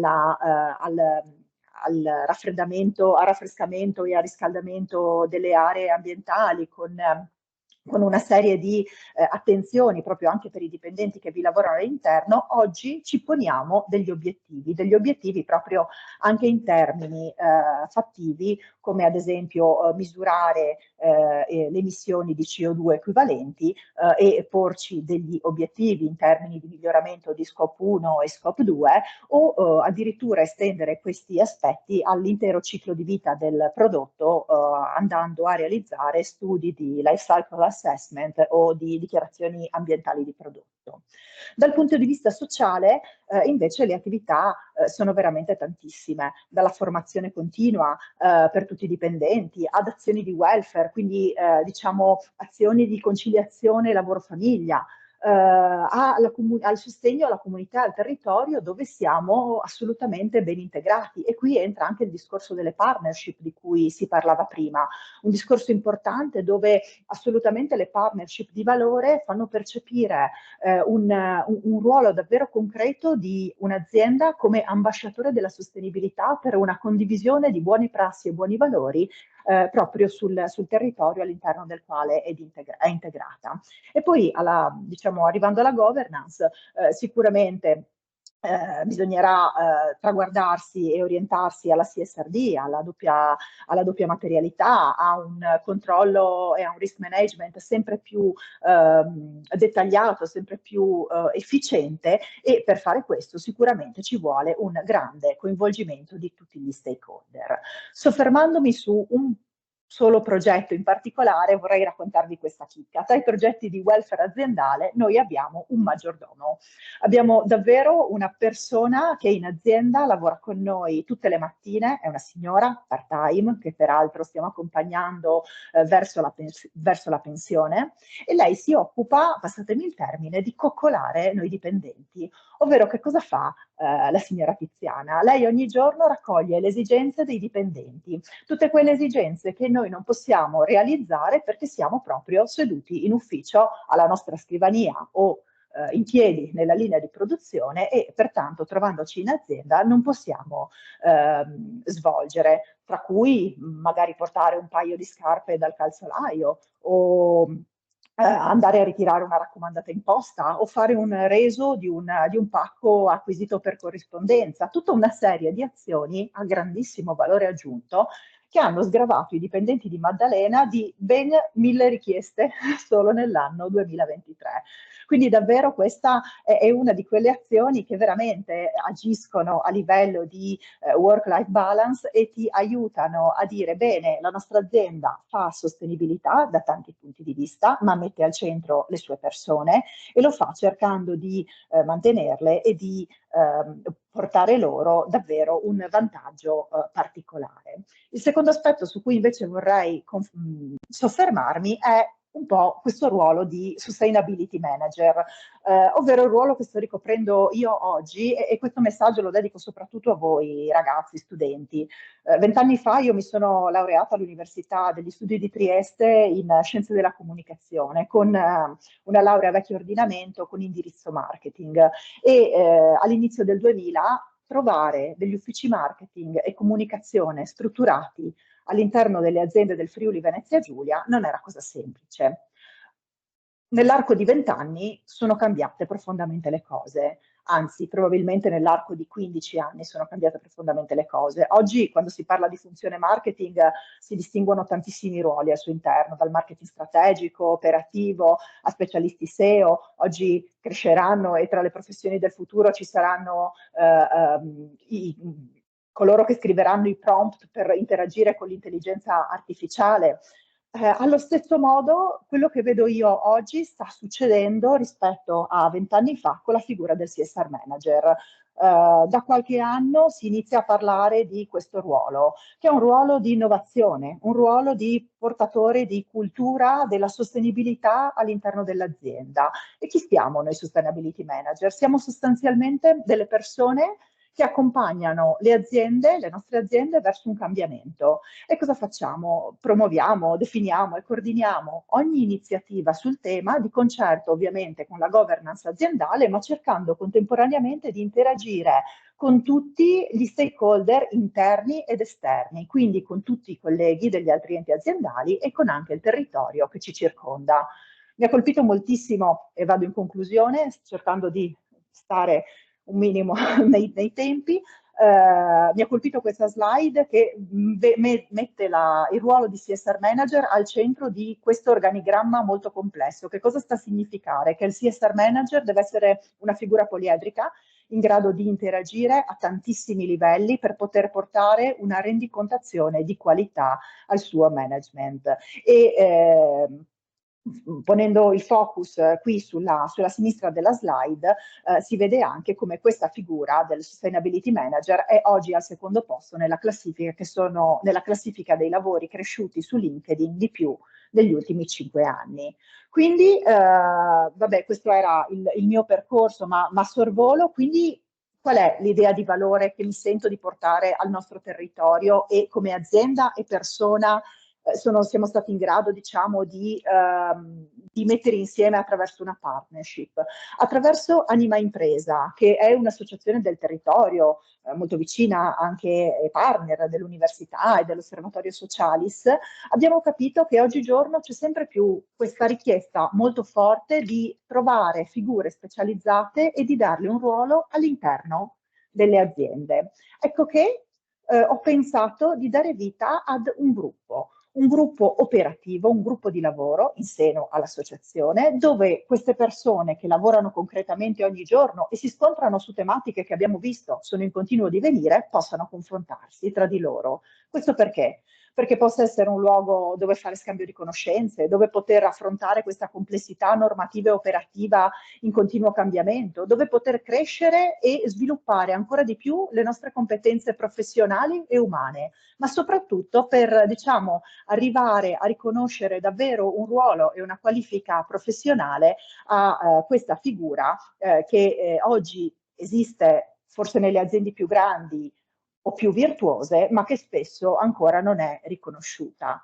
Chiudo solo con una frase che ormai porta 35 anni di storia, che è tratta dal rapporto Brundtland, ma secondo me è sempre attuale, ovvero ricordiamoci che tutto questo viene fatto in nome dello sviluppo sostenibile, il che significa che noi dobbiamo lavorare in termini di sostenibilità per soddisfare i nostri bisogni del presente, come persone, come imprese, come associazioni, ma contemporaneamente bisogna guardare alla soddisfazione delle generazioni future e il futuro siete voi, quindi in bocca al lupo, secondo me siete sulla strada giusta.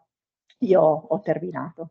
Grazie molte ad Arianna Rizzi, perfettamente nei tempi.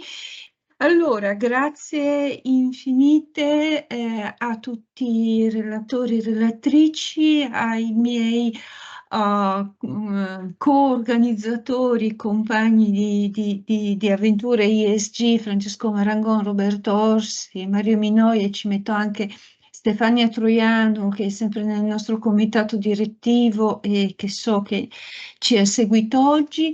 Grazie infinite a Rossella Sobrero anche per il contributo, l'aiuto che mi ha dato all'organizzazione di questo webinar e il contatto, le relazioni appunto con Sofidel, con WWF.